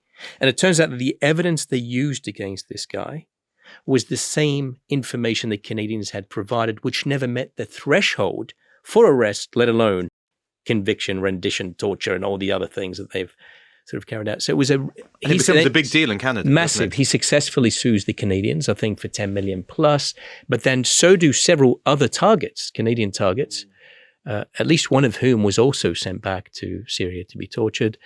And it becomes a massive controversy in Canada that the FBI was implicated in. And that was a really dark moment. I mean, there are many dark moments throughout the War on Terror, but that was a specific one that stood out to me and that was very confronting. The essential point here for the Five Eyes is Canadian information is passed via, a sort of existing structural mechanism to their counterparts in the U.S. And then that information is used against a Canadian citizen in this case to send him to Syria and it's not used, it's misused. Right. It's misused. It's misapplied. So do the Canadians make a change in what they're going to supply to the U.S. or how it's used? I mean, because I think it's usually calculated on a case-by-case basis. Yeah. I mean, look, the British have been compromised, and they've compromised. The Americans have done the same thing. And the view here is that it's a dark situation, but we're still driven by the same purpose, which is to catch the bad guys, right? The Islamist terrorists. I think, of course, internally they would have sorted things out. I think the individuals who were involved in this from the Canadian side were sidelined. I'm not sure to what extent, because none of that was public. And I think the Americans were also dealt with. I just don't know to what extent. But that's slightly irrelevant, because what is relevant is that one man's life was completely destroyed. He was tortured, all because of that cover-up and that misapplication of information. And that's a real problem. And I think that's that highlights the broader problems that were taking place during the War on Terror. I mean, if you could go through many cases, not dissimilar to this in regards to Guantanamo Bay and what have you. But then the Canadians would come back a few years later and compromise the Americans. And that happened in 2009. Oh, Jeffrey Delisle, isn't Jeffrey it? Who's Delisle, a Canadian naval intelligence officer who had gives access. away lots of secrets. Well, he had about access the Five to Eyes and their technical network. Yeah. Exactly. It provides it. Until this day, they don't know to what extent he compromised Because the Five Eyes. Because I think what you get from the Maher and this kind of counterterrorism period story is you've got a unified purpose, which is dealing with terrorism. But once you start to get slightly different values or ways of doing it or methods, you start to get the tensions in the alliance. Yes. But it doesn't break it, does it? No. There's enough common purpose there that they're trying to manage the difficulties, and the lawyers are getting involved in Britain. It becomes a big, the equivalent stories. There's Binyam Mohammed. There's other stories about, drone strikes, and there's tension, but it never really breaks the alliance, because on the inside, I think everyone can see the value of perpetuating it, of keeping it. And you can sort of isolate it. So, of course, yes, there was an issue with that, but there were multiple other cases that they did resolve. There were multiple other threats that they did foresee. So you can't you can't apply this one case to everything that's going on. I mean, just like you can't, for instance, with the lead up to Iraq War, there were many people within the CIA, some of whom I interviewed as well, who was completely opposed to it. They're saying this intelligence just doesn't seem right. It doesn't sit well. And what was happening is they were being isolated away from the central discussions. And essentially what they created was an echo chamber that reflected everyone's thinking who wanted to use that material and exploit it to go to war. So it doesn't turn the entire system bad. It just means that you've got some rogue people. Yeah, because, not everyone joins in on the war in Iraq. I mean, Australia does, doesn't it? To an extent. A very small extent. The Canadians certainly don't. Yeah. And the Canadians refused to get, because George Bush contacted his counterpart in Canada, Christian, and he said to him, I'm going to send a team of CIA officers to brief you on the intelligence we had. And famously, he said, no, they can brief my intelligence officials, not me. and then we'll make our minds up about whether or not this meets the threshold for, taking military action. I mean, we talked about the airline plot 2006 being disrupted, and we talked about terrorist plots being disrupted. And often, even when it's done in the UK by MI5, that's done on intelligence provided sometimes by the NSA or the CIA or others. So what people in the inside of the intelligence community are seeing is the value of all this material going back and forth. And what you tend to get on the outside is when the problems come. We are now to the point in the story of the Five Eyes where, Gordon, we get to reintroduce one of your favorite characters, one of your dearest friends of the pod, and that is none other than well-known narcissist and shin splints sufferer, Edward Snowden. I'm not sure he's one of my favorite characters. I just think the point of him in this story is he reveals this signals intelligence relationship, doesn't he, to the world? This relationship that has somehow survived the entirety of the Cold War. Henry and the Kissinger. Post 9/11 era. Henry It Kissinger, survived Henry Rendition. Kissinger. It survived Philby. and it survived aimlessness and budget cuts in the 1990s. Is brought to its knees by a Booz Allen Hamilton contractor. I mean, it's striking, isn't it, Richard, how much of this relationship we now know about, and frankly, how much of sort of the backbone of what signals intelligence collection had become by 2012, we know as a result of Edward his, Snowden. Yeah. And it caused kind of a crisis, didn't it? But also, I in think the a good Five point Eyes. that David made about how this alliance had survived the Cold War and the beginning of the war on terror and everything else. I think largely it survived because of the lack of public accountability. No one knew what was happening. If you can imagine, if we knew as much about Cold War matters as we knew as a result of Snowden's disclosures, maybe it wouldn't have survived, or maybe it would have looked a lot different. That moment where he reveals what they're collecting, that is a moment of crisis for the Five Eyes. Yeah, so this is before it's even revealed, because of course, before Snowden came out publicly, there was the first leak to a newspaper, and it was the Guardian newspaper. And on the night that the Guardian was about to go to press, the director of GCHQ, Sir Ian Lobban, received a phone call, I think about 2 a.m. at his home, from some NSA official saying, "Can you do anything about stopping this story?" As if he's somehow going to do their press work. That in itself was so patronizing that they would call him up, but they did. And from his perspective, he was quite conflicted because he knew that there's going to be some material that's coming out in the public domain, which was going to be very damaging. They could tell from the questions that the Guardian had asked of the NSA and GCHQ. But he also believes in freedom of the press. So you don't intervene, and that's not his job. So the story breaks. Then there are discussions that go on between the leaders of NSA and GCHQ, and Keith Alexander, who was the NSA director at the time, essentially told GCHQ that we believe the breach is from your end. It's a Brit, they think. It's the British. Someone in Britain has leaked this material. So that sends the British into a tailspin, particularly because of the security breaches that they've had historically. We've talked about McLean and Philby and Burgess and all of the other cases. And so they start feeling that, well, we need to conduct an inquiry. So they did a security breach investigation, started looking for some potential moles to figure out who it could be. And then Snowden would come out publicly as he did, and the whole world will discover it's Snowden. But here's the key thing. I asked people about this, and I said, at which point did the Americans inform you that it was actually Snowden who was behind the leak? Yeah. They never did. GCHQ, all the way to the top, discovered this when the rest of the world discovered this. There was never an apology subsequent to that, nothing else. If it had been the British who had leaked the information, I strongly believe, given the subsequent controversy, that there's a very good chance that the Brits may have been squeezed out to some extent, if not completely.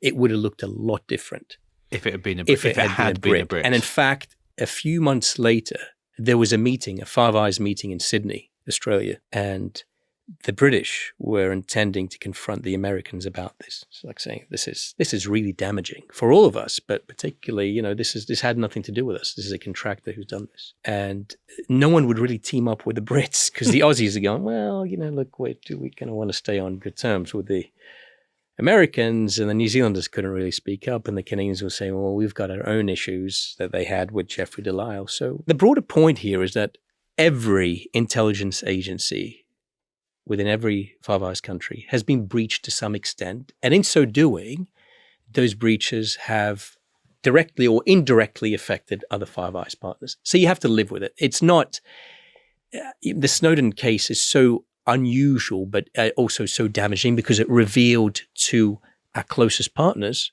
the spying operations that we were conducting against them. Like the Germans. Or some of the others, yeah. What do the leaks say about the capabilities that the Five Eyes had in, this is now a decade and a half ago, but what do they say about the world of signals intelligence and the way the Five Eyes have sort of divvied it up in 2012? Yeah, but we've spoken about the divvying up earlier, but I think what it did is it showed the world what that divvying up looked like. And it also showed the world what access they can get, what information they can access from internet traffic to phone calls. Essentially, anything that's in your palm is accessible, through these signals hoovers, right? And it's back to the point as well that geography matters, isn't it? Which is where we started to some extent with the Five Eyes, because it showed that there was like a global system, I guess. But also financing that revealed, we didn't know prior to the disclosures, the public didn't know prior to Snowden's disclosures to what extent the British were receiving funds from the Americans. Yeah, NSA were paying for upgrades more than 100 million. More than 100 million. And yeah, like and there were also... You had that great piece of data you had in your book, which was that I think it was between 2010 or 2009 and 2013 or something like that. The NSA had directly paid GCHQ over 100 million pounds. I mean, part of their budgeting, I know this to be true at GCHQ and other agencies, is every year you have to figure out what value are we providing the Americans to maintain that cash flow and the investment. And I think, it's not peculiar. It's part of the partnership. You have to give something in return. It is transactional. There is this kind of concept that we all share information, we all love each other, but it's largely transactional and for a good purpose, right? You got to get something out of this. It is transactional, but the complication is when you have one partner which is so much bigger than the others. I think that is the thing, is that for the Brits, maintaining the flow of US intelligence becomes an end in itself and something very important. So it means the Americans can afford to go, well, if Snowden had been yours, then maybe we'd have, we can cut you off. But for the other Four Eyes, it's about maintaining the flow. Yeah. Whereas the Americans can afford to dictate in a different way. Also, more than 1 million documents were shared. I think we still don't know to the extent that we still don't know the extent to which that breach damaged national security, because I've spoken to people, I'm sure you have too, Gordon. I spoke to people shortly after the Snowden disclosures and then subsequent to that while researching the book about the impact that had on human operations. A lot of sources kind of disappeared. Yeah. And also a lot of know-how, so a lot of operational capabilities that were used against targets became redundant because you can no longer use them. They knew how to counter those now. The interesting thing, though, is there's that it's one of the more famous PowerPoint slides that Snowden leaked, which shows this kind of, it's almost an incomprehensible slide because it shows a map of the world, and it shows all of the different types of installations that are part of the Five Eyes.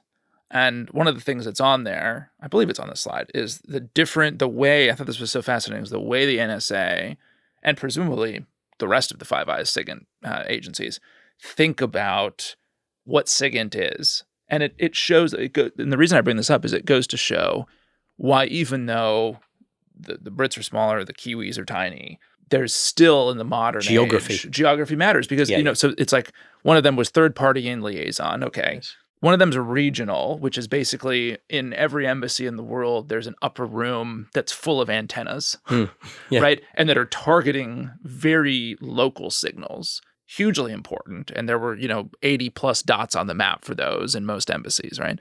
The other one, we talked about this in our Stuxnet series, is computer network exploitation. At the time, it was called NSA's Tailored Access Operations, I believe, TAO. And that's getting into very small bespoke networks like at Natanz in Iran. But then there's the large cable, fiber cables, right? So you think about undersea cables that come up on the coast of Cornwall. Yeah. Well, if you want to put a splice in those cables to essentially siphon off every piece of traffic that goes through them. If you're going to do that in Cornwall, you want to do that with the Brits. You're going to do it with the Brits, right? And then the last one, which I think is kind of one of the oldest of the kind of modern methods, is all the intercepts of the satellite dishes, right? Even though that is kind of a smaller piece of the pie today, you still want big radomes around the globe to intercept that traffic or try to, but also to be able to control your own drones and your own satellites and your own sort of regional communication kind of command and control posture. The geography still really matters. So even though America is the dominant partner and is paying for, I think the installation that the NSA was paying for, like a renovation of, was it at Bude? At Bude, Cornwall, yeah. Or the 100 million. Yeah. So you're paying for that geography, but we're still living in a world where, because of the undersea cables and because of the need for, essentially satellite communications, command and control, it matters. It's valuable. And you can't replace it if you lose it. There was also the public relations disaster that followed the Snowden disclosures, because the public sort of lost faith in the agencies.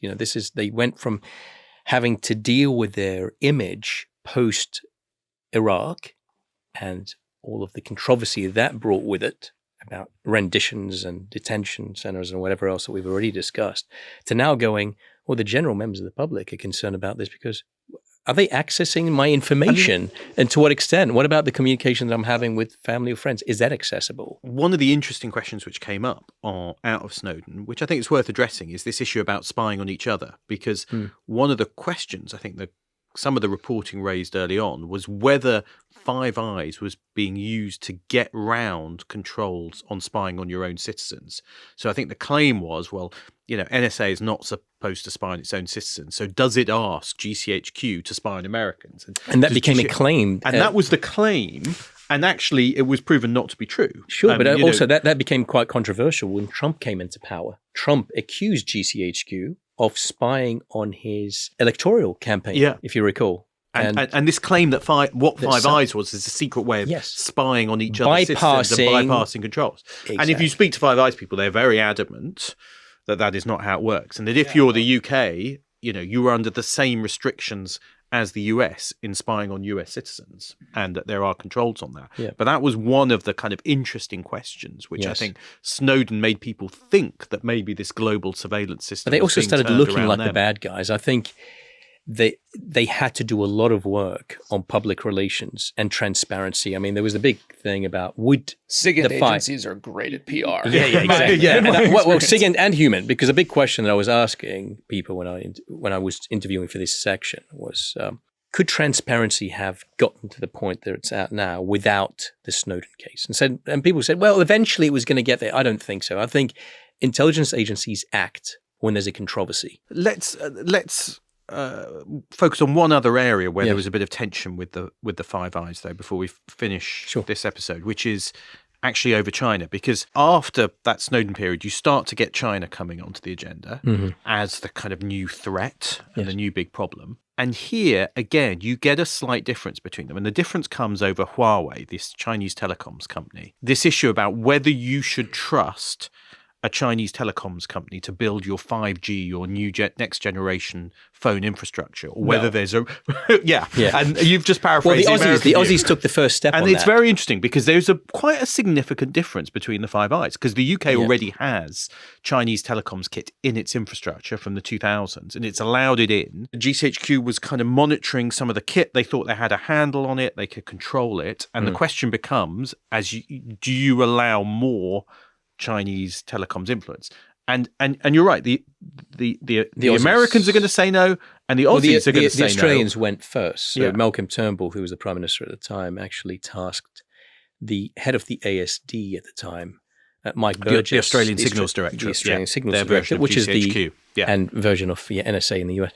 And so they looked into this, and they looked into whether or not there was a way to isolate some of the technology away from the sensitive systems. And they came to the conclusion that there wasn't a way. Now, some people would argue that was a commercial decision that was made. They wanted to cut out China.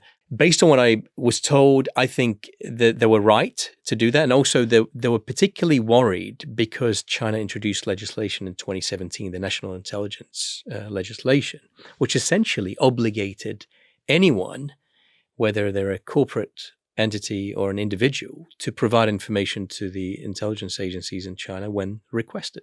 That's by law, right? So it was difficult to see their way around that. So Australia took the first step, and then the Americans came on board, and that's when it created a bit of tension with the UK. Yes. And to play that through, I mean, so what that national intelligence law directly says, which frankly, I would wager the Ministry of State Security was kind of treating that law as precedent well before it existed. For decades. Right. If you happen to be working for Huawei in Sydney and you don't work for the MSS, right? But you're a Chinese citizen who happens to be on a contract with Huawei in Sydney, and someone from the MSS asks you to do something, you are obliged under this law to cooperate with them. It will be illegal if you don't do it. Can I ask a subversive question? Is it any different if you're an American telecoms company or a British telecoms company? You can say no. You can say as a no. telecoms If there's a warrant signed by the... Well, then that can become public. The difference between dealing with an authoritarian regime and there's a difference in the democratic if process. that happened here, someone will tip you or me off and will write a story about it. Yeah. In China, who are you going to tip off? No, it's true. The But China Daily or what? in a sense, I'm not disputing. I mean, Huawei obviously say they don't, spy. But in a sense, that's what Snowden revealed is all the Western telecoms companies are entirely complicit in intelligence gathering. And I mean, that in a sense is why Huawei was so sensitive, because everyone knew this is possible. This is how it works. Because this is how it works. Because right. Western telecoms companies were shown, they're up on the slides, they're providing their data from global customers to British, But the legislation goes many steps further. That's in us, China. and we're democratic states, and they're a different state, and we have different values. That's fine. Yes. But all I'm saying is, the reason why we're worried about Huawei is because of what we're doing in Five Eyes. I guess the point is that in the UK, I presume, and in the US, it's not that Google or Verizon or Microsoft are able to say, no, you can't have access to anything, but that there's a legal framework in place that is not as authoritarian. Not as authoritarian, Agreed. not as state-focused as we have in China. Agreed. Right. Yeah. So my point is that there's a reason why people were worried about Huawei, because we know what you can do with control of global telecoms.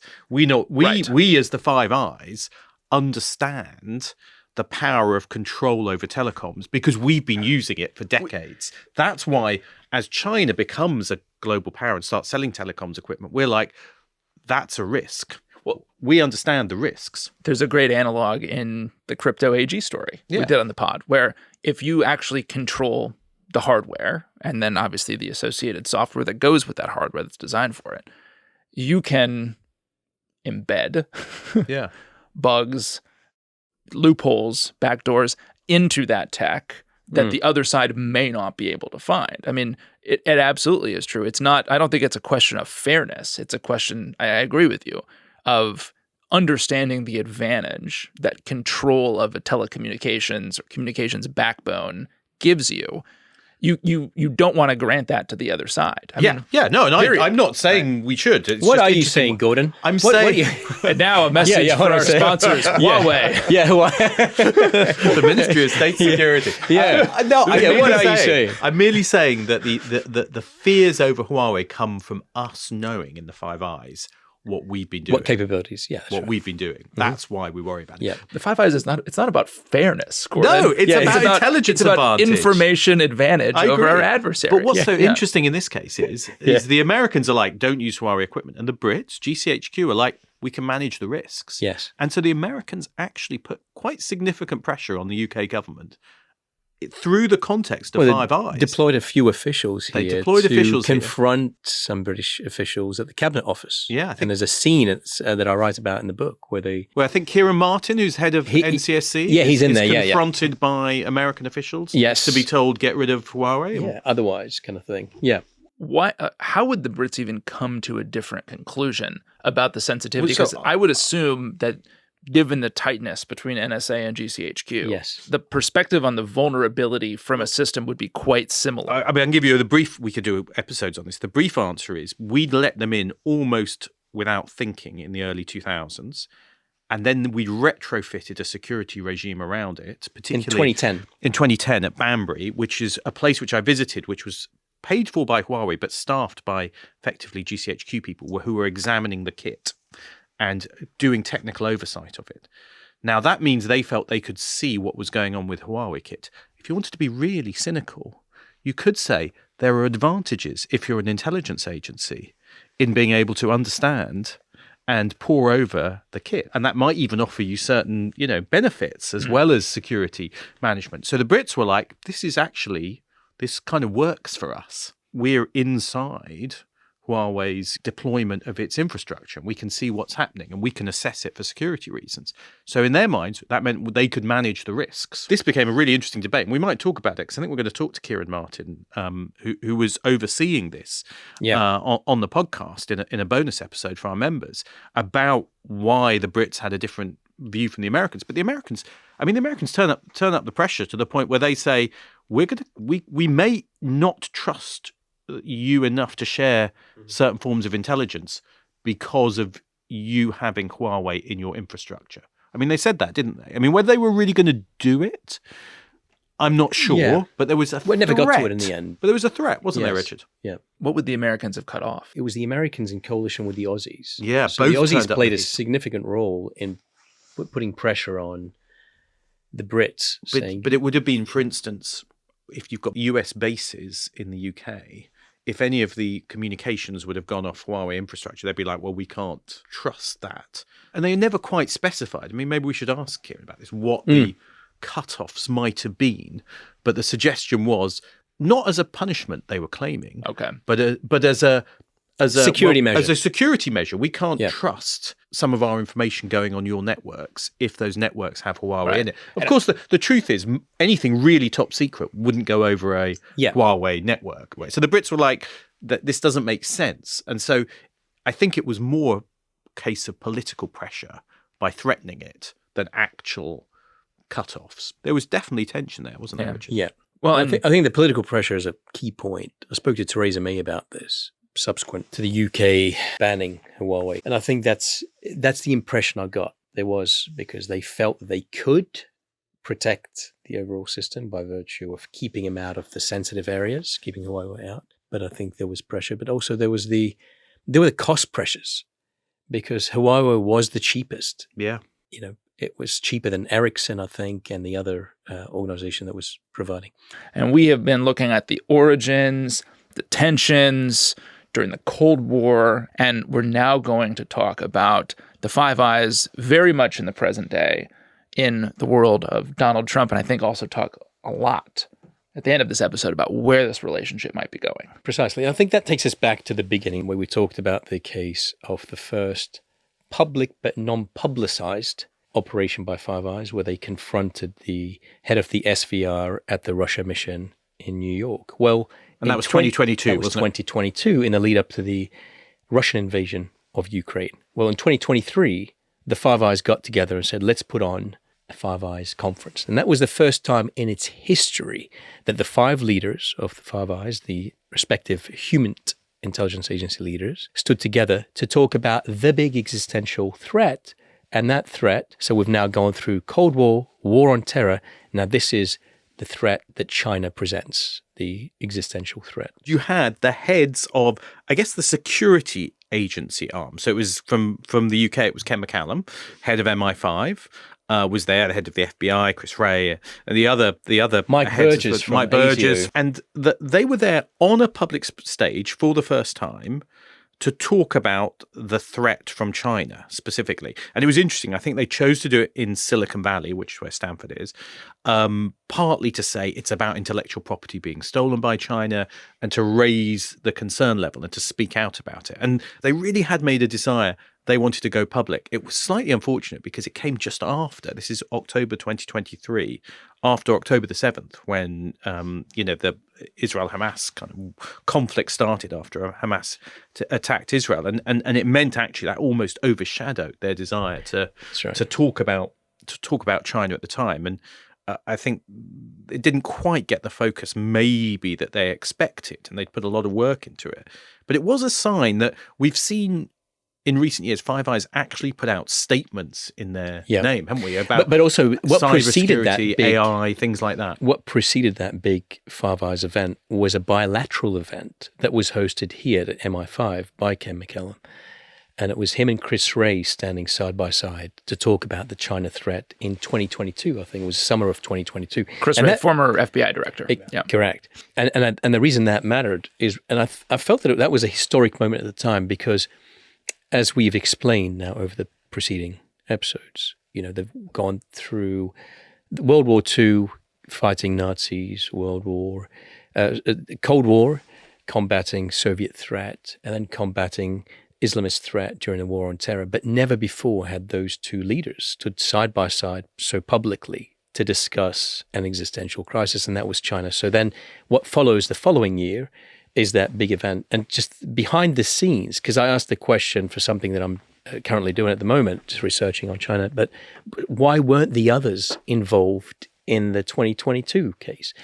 And the way it was explained to me is that it took some people a little longer to sort of catch up and to feel comfortable with going publicly, because the issue around China became an issue regarding attribution. Of course, the West, particularly the US and UK, became quite familiar with China's cyber espionage capabilities in the 2000s. And they would discuss these behind closed doors and confront Chinese officials about it behind closed doors. But there was a timidity and an unwillingness to speak up about it publicly and attribute it because you had the trade ties between the countries. And so you don't want to undermine trade in the interests of national security, but that would eventually become part of the big problem that we're facing with China. There were lots of interesting things about this Five Eyes meeting. I mean, one of them was the different delegations. Like when the FBI director turns up, there's like a fleet of black SUVs, like armed, bodyguards, lots of people. Yeah. The New Zealand guy literally was traveling around with one aide. And that's it. He was probably stopped at the airport and searched. This is a random check, sir. But it was also interesting talking because, to sit down with the head Kiwis show up in a rented car. It wasn't quite like that. Let's not be too dismissive. But it was very interesting talking to the head of New Zealand intelligence, because he was making the point, we have a different outlook even on China. We are a Pacific trading nation rooted in the Pacific, even in a slightly different viewpoint from Australia. Yes. Who are, they're obviously sometimes lumped together. And so they, I think, were less willing to talk up the China threat than the Aussies. The Kiwis. The Kiwis, the Aussies. Whereas the Aussies, also they have a different take on foreign policy. The Kiwis don't tend to be so closely aligned and in step with the Americans. Yeah. And I think you got to respect that to a degree. Not that I don't like the US, of course. We love the US. I love Americans, Dave. Yeah. But the point being is that they're quite independent when it comes to foreign policy. And that was demonstrated in the mid-1980s, as we previously discussed in the other episodes, in David Lange's case, where he said to Reagan, no, you can't dock your ships here. Take your ships elsewhere, buddy. And that was that. Well, I mean, one of the advantages, in particular, I think for the smaller members of the Five Eyes, of having it not be public and having it be secret for so long, is that you maintain all of the benefits of this intelligence partnership. And you can steer a slightly different foreign policy from the US or even the UK. Whereas the more Five Eyes becomes public, the more you kind of are using strategic declassifications or using your intelligence agencies to send political messages. It becomes, in some ways, it's, I think, why do it? Because it creates why become so public about it? Well, no, kind of. I think I disagree. Well, I disagree respectfully, because I think by being more transparent, you're actually being the only way you can operate as an intelligence agency is if you have a public vote, right? You need the public to be on side to agree with what you're doing. No member of the public. You don't want any member of the public to think they're spying on me, first of all, unless you're the bad guy. And also, you need that goodwill. And I think transparency within reason provides that goodwill. And I think talking about the Five Eyes as a whole, is particularly important now at a time where alliances are so crucial. But they're particularly important at a time when we're facing threats from, say, Russia or China. We are all together. We've got this these historic ties that keep us together. But let's discuss the elephant in the room, which is the fact that that things have got harder for Five Eyes, and the reason is Donald Trump. We're obviously in the second Donald Trump term now. And it's definitely different from the first, and maybe we'll come to that. But even in the first, there were some tensions, weren't there, between the Five Eyes? I mean, there was some tension, we've talked about this separately, about US-UK, for instance, because of the Chris Steele dossier and Donald Trump's kind of dislike of the deep state. Yes. And he conceptualized... Well, he attacked his own agencies. He attacked... and he conceptualizes the deep state, though, as not just American, but also... the Five Eyes to some extent. Without calling them the Five Eyes, but anything that's sort of tied within that, he despised. And it was very obvious during his first term. And of course, he accused GCHQ of bugging his telephones during the electoral campaign. During the bugging Trump Tower, wasn't it? Yeah. And then GCHQ had to figure out what to do with this, because at any point up until that event, they would usually neither confirm nor deny. But on that specific case, having come from the White House itself, they felt compelled to speak up. And so in coalition with the May government, they said, we need to put out a statement. And they did. And I go into that in some detail. But the point being is that, yes, that impact wasn't just on the US intelligence agencies, but it was on the closest partners. Why did he accuse GCHQ of tapping? I think it's back to that idea, which is, was the Five Eyes a way of spying on people you shouldn't be spying on? And this has always been the kind of conspiracy theory on the left. So Russiagate was the backdrop to some of this. And it was being spread around kind of conspiratorial circles in the right that Trump Tower had been spied on, that they'd been intercepting communications. Yeah. It was stuff to do with like contacts with Russia and that there were bank servers and all these kind of things communicating with each other. And the argument became, okay, it's not the FBI aren't doing it. It's the Brits doing it on behalf of the deep state. The US deep so it goes state, back to this idea of the Five Eyes being a kind of nefarious way of getting around things. And I think at that point, GCHQ, as you said, Richard, felt unusually, we're actually going to push back on the White House against this because we don't want this idea to get out that was of unprecedented circulation. in itself. Yeah. That we as the Brits are spying on an American candidate president. You can imagine how thrilled GCHQ officials were. They're like, right, we've just finished with Snowden, where we've had to run a breach inquiry into allegations that he's from our midst, and now we're having to deal with this a few years later. But again, in Trump 1.0, I didn't detect any sense that the relationship, the actual working relationship between NSA and GCHQ was impacted. No, you would think, in No. In the wake of an definitely was not. allegation like that there might be, but it just kept on going. Well, the head of the NSA at the time went into the White House and said, this will never happen. This has never happened. This is BS. Essentially, that's what he said to him, to Trump. And so, he stood by GCHQ. The head of the NSA stood by GCHQ during that event. So Trump 1.0, the relationship survived. The Five Eyes. I mean, a bit of but also, in fairness tension. to the Trump 1.0 administration, if we were to look at the security operations they conducted, they took out the ISIS Caliphate, they took out al-Baghdadi, they took out Soleimani. So there were they took many a tougher line missions, on China, which again is completely. all aligned with some of the they partners. conducted some big operations that are usually missed because of the noise and chaos that comes from Trump himself, right? Yeah. But there were a lot of great things that were conducted from a security perspective. 2.0, slightly different. Yeah, let's get on to the current Trump term. Slightly different focus than 2.0, hasn't it? I mean, I guess, how would you characterize Trump 2.0 versus 1.0? You tell us, David. Well, I would say... You're the American. Well, it's perhaps still too soon to tell the impact of all of this, but certainly when you look at things like Greenland, when you look at the operation against Maduro, Canada, that there is a kind of, the various... 51st state. The various... not so subtle threats against our Canadian friends. Yeah. There's a sense that there is a hemispheric focus. It's different to the to the foreign policy that in a kind of, if you interpret it in its most sort of dark form, you could say, well, maybe we let sort of the Chinese do what they want in East Asia, kind of, or maybe we let the Russians do what they want in Eastern Europe. I think there's a fear, I think, here probably in the UK and Europe, or in the rest of the Five Eyes, that a sort of much, I think, a U.S. under Trump that is maybe more unpredictable, more aggressive, and more focused on a narrow set of foreign policy issues closer to home will have much less interest in sustaining this relationship. But it's actually hurting the United States the most, I think, because if you think about the impact it's had on the other four partners, look at the latest case in Iran. The Brits were unwilling to get involved. So were the use the Aussies, bases, so were the New Zealand, and so in the end they reluctantly allowed it. But the tensions are very much there. The Canadians, the fact that Mark Carney had to come out during Davos to talk about the importance of, taking matters into your own hands when you're a smaller partner, where you're a medium-sized country. That was quite a pivotal moment, because I think there's a realization now that you can't really just depend on the United States, because up until this point, at the Five Eyes, all the smaller partners have done so.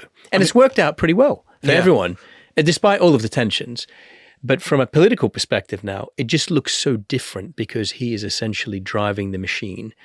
Everyone's dancing to his tune, and and I think that's impacting the agencies reputationally as well. I don't think operationally, particularly not on the counterterrorism stuff. Yeah. But There's no, But the Canada one is, Canada is part of the Five Eyes. And if you have a US president who's saying we want it to be the 51st state, that is fundamentally, it's hard to see how you can trust the political level, at least.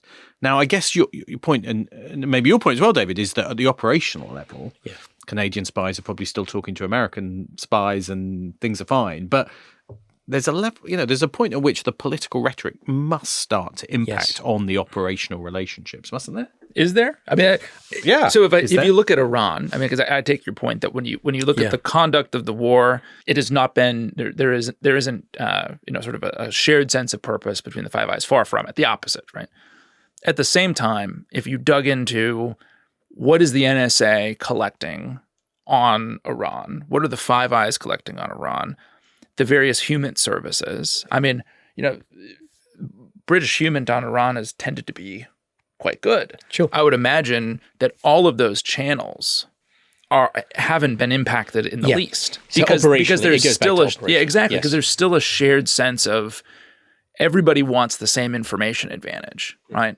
And even if you say, well, we're not going to offer you basic rights for this conflict because we think it's a terrible idea. Well, all of the SIGINTers, all of the spooks are still sharing everything that they were before, which speaks to something that's now deeply embedded in these relationships, right? Do you think everyone is sharing the way they shared before? For instance, if you were MI6 and you had a very sensitive source on Russia, would you be sharing it with this White House in the same way? Or, where she's gone now, but Tulsi Gabbard, and the risks of declassification of what came through. If the alliance was based on sharing, it's more transactional, right? Yeah. Because with human intelligence operations, you're not going to share everything, particularly not sourcing. And I think from that perspective, yes, absolutely, you would reconsider some of the human sources. But that's why I mentioned counterterrorism earlier, because that's a specific thing. If there's a threat to life, that keeps going. I think the other stuff, like as you mentioned, Russia or China or something like that, I think they could rightly hold back some information, and that's within the structure. There is a classification to allow that to happen. Sure. Well, there's also ways to share the product, but not be transparent about the sourcing, or to for example, we talked about this a bit actually in one of our conversations around Bletchley is, there's a practice of eye washing. So you can have really sensitive information and you still share the relevant pieces, but you hide the fact that it's human, or you break it up so it looks like it's multiple sources, or you actually make it look like it's SIGINT or something else like that, right? So there are ways that you can still really keep sharing the same information, but maybe obscure the sourcing, right? Which I think that probably is happening. It's what happens, right? Yeah. And there've been a few moments where I mean, there was some talk I remember over Venezuela when the US was attacking those small boats, where there was like the UK is not going to share intelligence. Yeah, and I remember hearing that and being like, the UK does not collect that much intelligence off the coast of Venezuela. I think all that juicy MI6 drug boat targeting information. So there was a bit like turned the switches off. Yeah, so they're not sharing there's a it bit anymore. where there's a bit of kind of performative politics around some of this stuff. But also, a lot of the headlines. There the was a headlines headline don't really match in the the reality. FT that came out suggesting that somehow the Canadians are going to be cut out of Kicked out of Five Eyes. Yeah, I mean, it doesn't kind of work that way. It was so thin. Yeah. On substance, I think, and because there was just nothing. Immediately they denied it. First of all, the U.S. administration denied it, but also how do you do it? Like, how do you actively? I just didn't buy it. When reports come out, like about the UK ceasing intelligence sharing about targeting drug boats, what do you think has actually happened below the waterline in the system? I tell you what I think happens is some lawyer in the UK has gone, if we pass any intelligence we have, the US may use it for lethal targeting, which we don't believe is legal. Therefore, we have to stop sharing. So there's been a legal order within the UK to stop sharing. Right. So I think that is true, but I think the reality was there was almost nothing to share. Well, and I would presume, I guess it depends on how the lawyer wrote up that directive, but I would presume if MI6 has a really, and I don't know why they would, but if MI6 had a very well-placed source inside the Venezuelan government, for example, they would continue, that's providing strategic I think it was a really narrow thing, right? which is like, are you passing something which could be used for something which would be illegal in the UK's eyes, like a lethal strike? And that's been the issue with certain kinds of drone strikes in the past and things like that. So I think there are times, and it goes back to our, we've made this point before, there are times when you can say we will not share that. It isn't everything is always automatically shared, and that's kind of normal. Sure. But we're just in a slightly more febrile atmosphere. But I think as well, the Brits are trying to maintain the relationships. I mean, this account of the Five Eyes meeting, I think we should talk about this, shouldn't we? Because the Brits still try and the relationship between the Brits and the Americans, they do their best to keep maintaining it, don't they? But it's not always been easy with Kash Patel, I think, of the FBI. Well, and if you're not watching this podcast on video, then you haven't seen the fact that Gordon, Richard, and I are all on jet skis having this meeting because I've decided I will only meet with Gordon on a jet ski. Yeah. It's the best way for us to have a conversation. But this is fascinating, the Kash Patel thing, which came out in the context of a massive New York Times investigation into essentially the way he's been running the FBI. I mean, how many FBI special agents did they interview for this thing? It was like dozens and dozens and dozens. And one of the best, kind of the juiciest tidbits, which I, of course, immediately then worked into a novel, was that when Kash Patel is coming over to the UK for the Five Eyes meetings, right? So they have these annual conferences. They have annual conferences, right? Where the heads of agencies meet. Yeah, exactly. And it rotates who hosts it. And this year it was going to be the Brits. And the request came in from Patel's office, basically saying, look, he doesn't like having meetings in office settings, which I agree. Offices are terrible places to have meetings. And what he wanted to do was, okay, let's mix it up a bit and think of some interesting places we could have meetings. Could we go to a Premier League soccer game? Him and the head of MI5, Ken McCallum. Could they have a box there where they could, do some business? Could they go on jet skis? Yeah. Could there be a? Can we just pause at the jet skis? I mean, like, how do you even have a meeting when you're on jet skis? I guess because you can't talk because it's noisy. Maybe it's more of a trust building exercise beforehand. That's what we should have done. You know what? We should be doing this. Yeah. We should have done this. It's like going paintballing, isn't it? It's the equivalent of going paintballing and as a kind of team building exercise. Yes. Yeah. But where would you do it in the UK? Yeah, do you not? I haven't seen. I don't think jet skiing's a big thing here. I'm in my second week here over the summer, and I have yet to see jet skis. I'll arrange it. Roaring Becky, down the Thames. Australia. That's what you do. Australia. Jet skis. I mean, well, the other one was he wanted. I think Kash was trying to get his girlfriend a private tour of Windsor Castle. Yeah. Armed guards. Oh, yeah. Right? Remember? Yeah. They wanted armed guards, and they wanted the FBI officers who were accompanying him, I think, to be packing heat. Yeah. Right? And there was, there's no threat to life here. I think we got this one covered. I think they go to Windsor Castle to meet with the king, which is also classic British, can I just say? Which is like, how do we keep the Americans on board? Let's take them to a castle. Take them to see the king. Take them to see the king. Americans love a king. Americans love a king. We'll impress them with a king. The substantive piece, though, that came out of this whole spread on the relationship between the FBI and MI5 was that there was a particular role in the FBI office here in the embassy that the Brits wanted to keep. And I don't know if you guys know what role it was. I think it was a technical type role. The Brits were afraid that the role would get cut or that the officer's time would be extended. And it actually had gotten to the level where the director of MI5 was going to raise it with Cash. It was raised. I believe Cash said, yeah, he's going to stay. And then a couple weeks later, retracted. Yeah. Right. But again, I think if it were reversed, that's not happening. Of course not. Right? That's the power imbalance. It goes back to the power imbalance. It's Team America, man. Come on. That's right. I mean, I would love to be a fly on the wall in these Five Eyes meetings, these ones that happen every year. But well, maybe you can give him a Huawei phone, Gordon. Maybe you can do that. Come find out what's happening. Yeah. But I think they meet at different places every year, but they tend to keep it secret until after. I attended a couple of them, actually. I did a talk at a Five Eyes conference here in London shortly after the To the Five Eyes. Yeah, to the Five Eyes, about the Five Eyes to the Five Eyes. And there were representatives from all the agencies. Tell us more. Were there jet skis? I was disappointed about not having the jet skis there. Okay. Yeah. They weren't. No. Good snacks? Not really. And if there were any good snacks, they didn't serve me good snacks. Wow. But they allowed me to Times are talk hard. about all sorts of stuff. They didn't bring me back for 4 weeks like you guys did.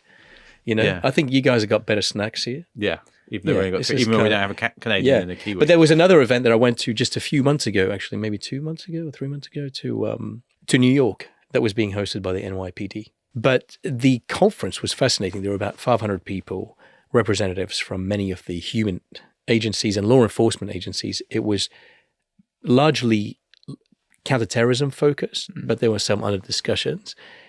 And it's quite reassuring to see how well people were getting on and how well they do get on operationally. The human relationships matter, right? Well, they're the reason that it exists. Yeah. There's been talk, though, hasn't there, about expanding it? I mean, some people want to get into the Five Eyes. Yeah.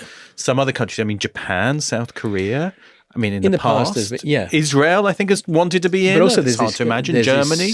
Institutional jealousy, I think, as well, from the outsiders saying, why can't we be part of this club? And I think, given what we've now discussed about the Five Eyes and its history and its shared purpose and shared language and culture and similar laws, how would you bring other countries from the outside in? And how would you get them to prove their security assurance? How do you get to prove they're not breached by moles? Just the idea of expanding inherits risk. You're naturally going to bring them on. And I think they're sharing information when and if they need to. So there is an outer circle of the Five Eyes and an outer circle and what have you. So those exchanges continue on. They happen bilaterally or trilaterally with countries. But it's not the same as being part of the club. But it's not being part of the club. And I think that part of the club, well, you had to be there at the beginning, right? Because it's Genesis, late 1930s, right through the wartime, through the Cold War. They have conducted so much together. They've lived through so much. There's so much shared history. I just don't think you can just somehow get someone in. And if they do bring in the 6th or 7th, I'll do an updated edition. The bigger underlying question, though, around the expansion is the value. There's an obvious value created for the party that would join. Yeah. But what would be the value? Even if you could work through the legalities of it, and you were convinced that the Germans weren't penetrated. Yeah. Which seems laughable. They have been by Russia, haven't they, recently? What would be the value to the Five Eyes of bringing in another service? And what basis could they provide, as in SIGINT basis, for instance, that aren't already covering the entire world? So they've got the coverage. So that is the real questions, I think, about the value. I remember there was a point where the Germans, I think it was around the time of Snowden, where they were quite jealous about what Five Eyes was, and they said, can we join? And I think it was interesting because I think the existing Five Eyes said to them, if you want to join, you have to understand, you don't just get the intelligence, you have to go out and get it. You don't just receive, you've got to go out and provide us, and spy on other countries and have an exclusive relationship with them. And they were like, oh, that's what it means. I think there was a view that maybe this is just a kind of, you join the club and besides you get stuff. Besides, the Brits and Americans probably said, well, but by the way, we're spying on you anyway. We don't need your stuff. Right. Yeah, we know exactly. what Angela Merkel's saying. There's a question, though, because we talked about whether there are different alliances. There's this thing called AUKUS, Australia, UK, US, which is a submarine deal, but some people have questioned whether actually that could become more important than Five Eyes. I think they're separate things because that's not about just intelligence sharing, whereas Five Eyes is. I think the reason that AUKUS came about, I think for me, that became a really compelling story to look into. And I think one of the reasons it came about is the focus on China. China. There's a China threat. But the other reason was very much political as well. I think Scott Morrison at the time, who was the Australian Prime Minister and who I interviewed several times over several months about this, he wanted, his vision was to bring Australia closer to the US and to the special relationship. And I think, there's value in that, you could argue. But the other thing was that he had to figure out, in his own words, not mine, a plan B that was better than plan A. And plan A was that they had a deal with the French for the French to create these nuclear-powered submarines, or these submarines that I don't believe the French were, they were diesel, not nuclear-powered. So the US could potentially provide the nuclear power technology.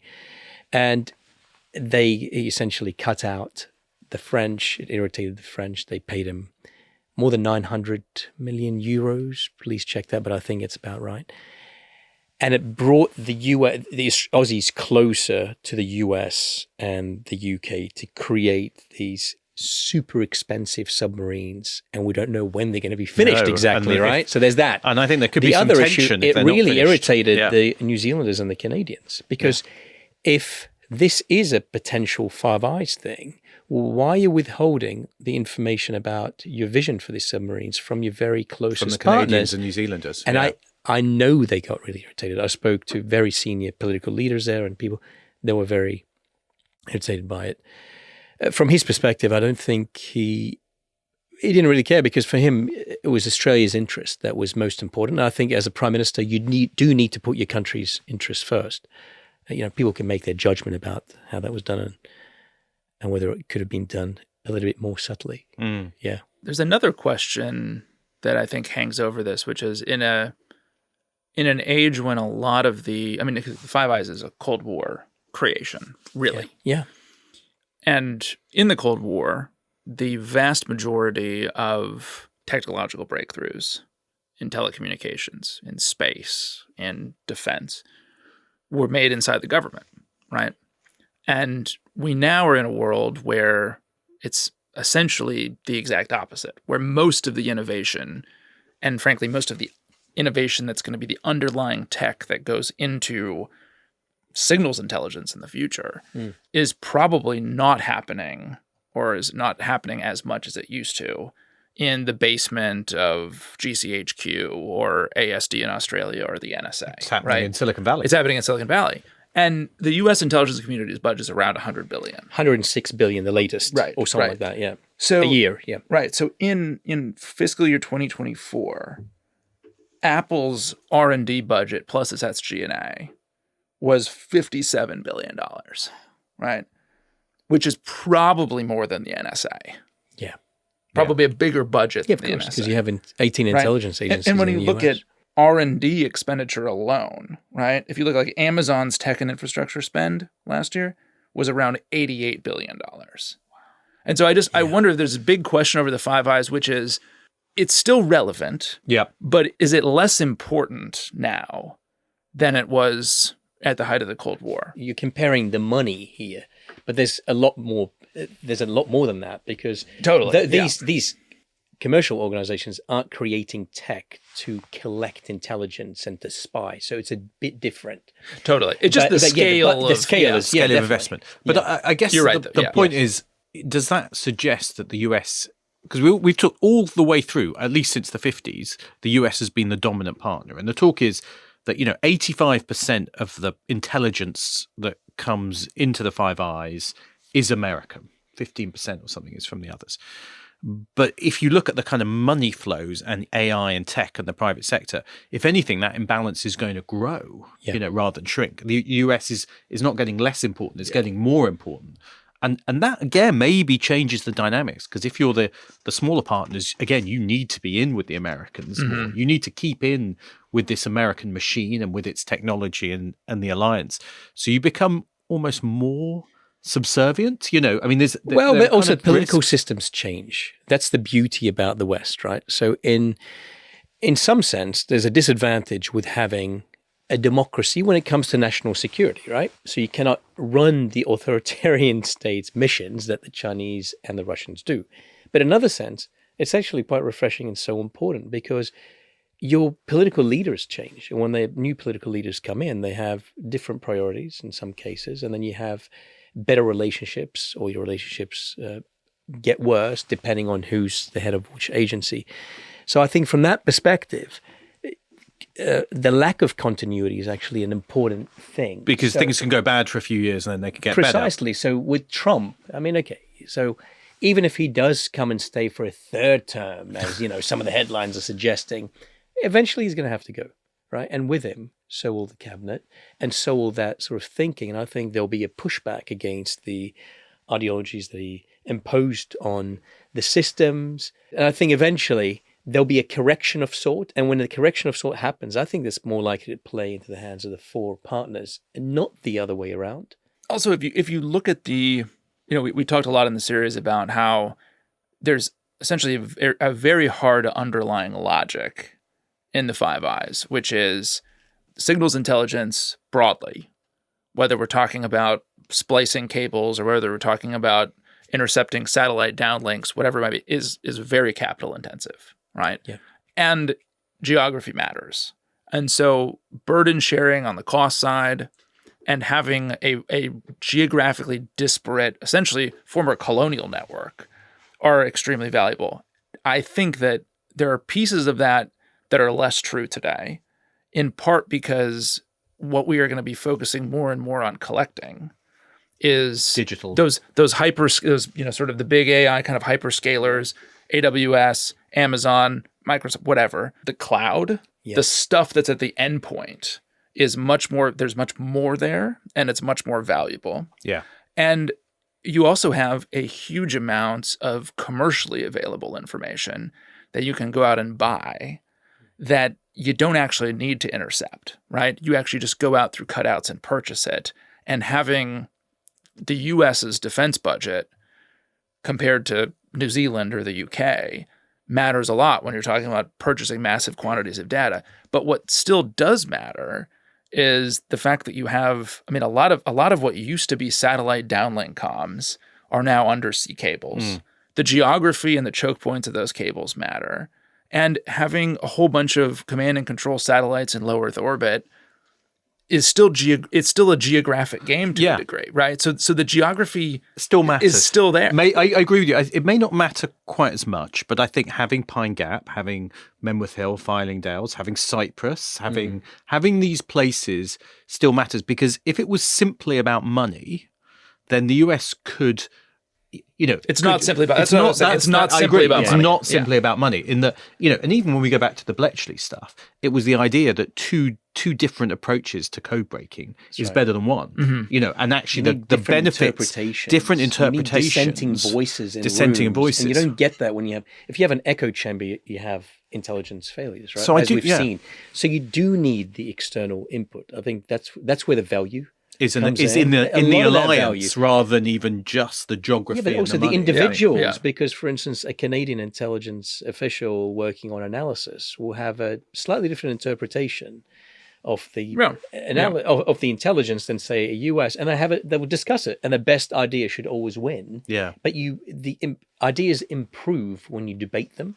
They tend to. But I guess the question is, if the alliance has been based on shared values, shared interests, shared threats, at the moment you can see, as we talked about at the start of this episode, China is one way of approaching that. Although even within that, New Zealand has a slightly different view. And also you can see Canada thinking, actually, maybe we need to trade more with China because we're worried about our reliance on the US, which is more difficult. So you kind of go, I agree it's surviving at the operational level, but you can see some of the strains at least, certainly, in the way they see the world. So I guess last question for us is it still there in 10 years, 20 years, Five Eyes? I just don't see how it's going to fall apart. I genuinely don't see it.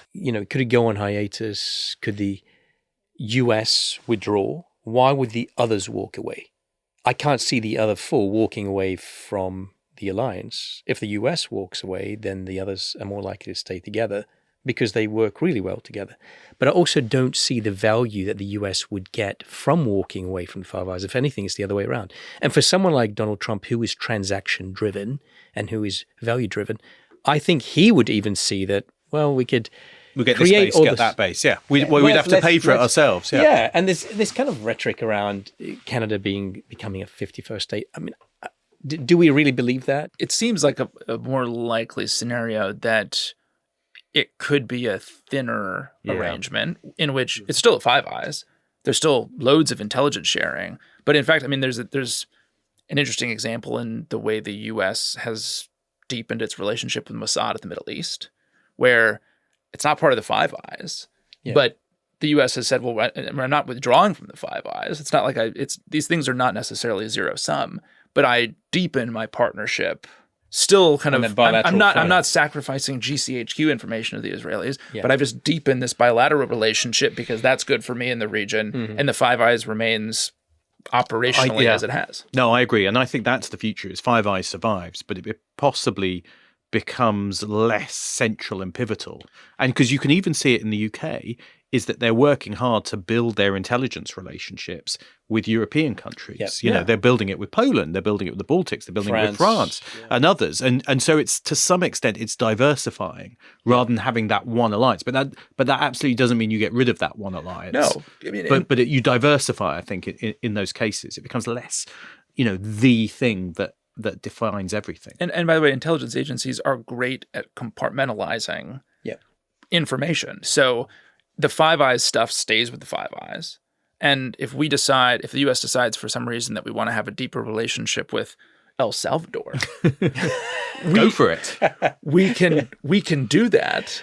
And we will not relay to El Salvador sensitive information that's being collected under the auspices of the Five Eyes. Intelligence agencies do that even if there wasn't a Five Eyes. Yes. We're not getting stuff in our bilat with the Israelis and then sharing it with you. We're respecting the kind of compartmentalization of information that's so critical to intelligence in general. Okay, well, I think that's a good place to leave it. With the Five Eyes, we think probably surviving, but maybe slightly in a different form.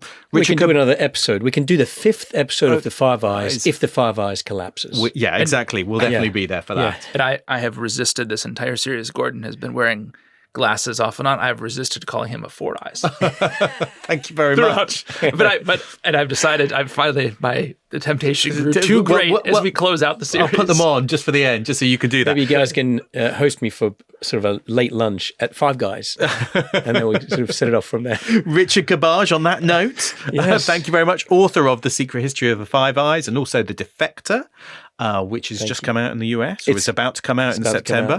Thank you very much for joining us. Thank you. Thanks for having me. And just a reminder that club members are going to be able to hear interviews with some of the intelligence chiefs who've sat inside these Five Eyes meetings, who've been at the heart of some of the decisions and are going to explain to us really how it really works. They won't hear the interviews because we did them on jet ski. It'll be too loud. Do join if you want to hear those interviews at therestisclassified.com. We've also got some great series coming up, which you'll get early access to on things like 9/11 and Kim Philby.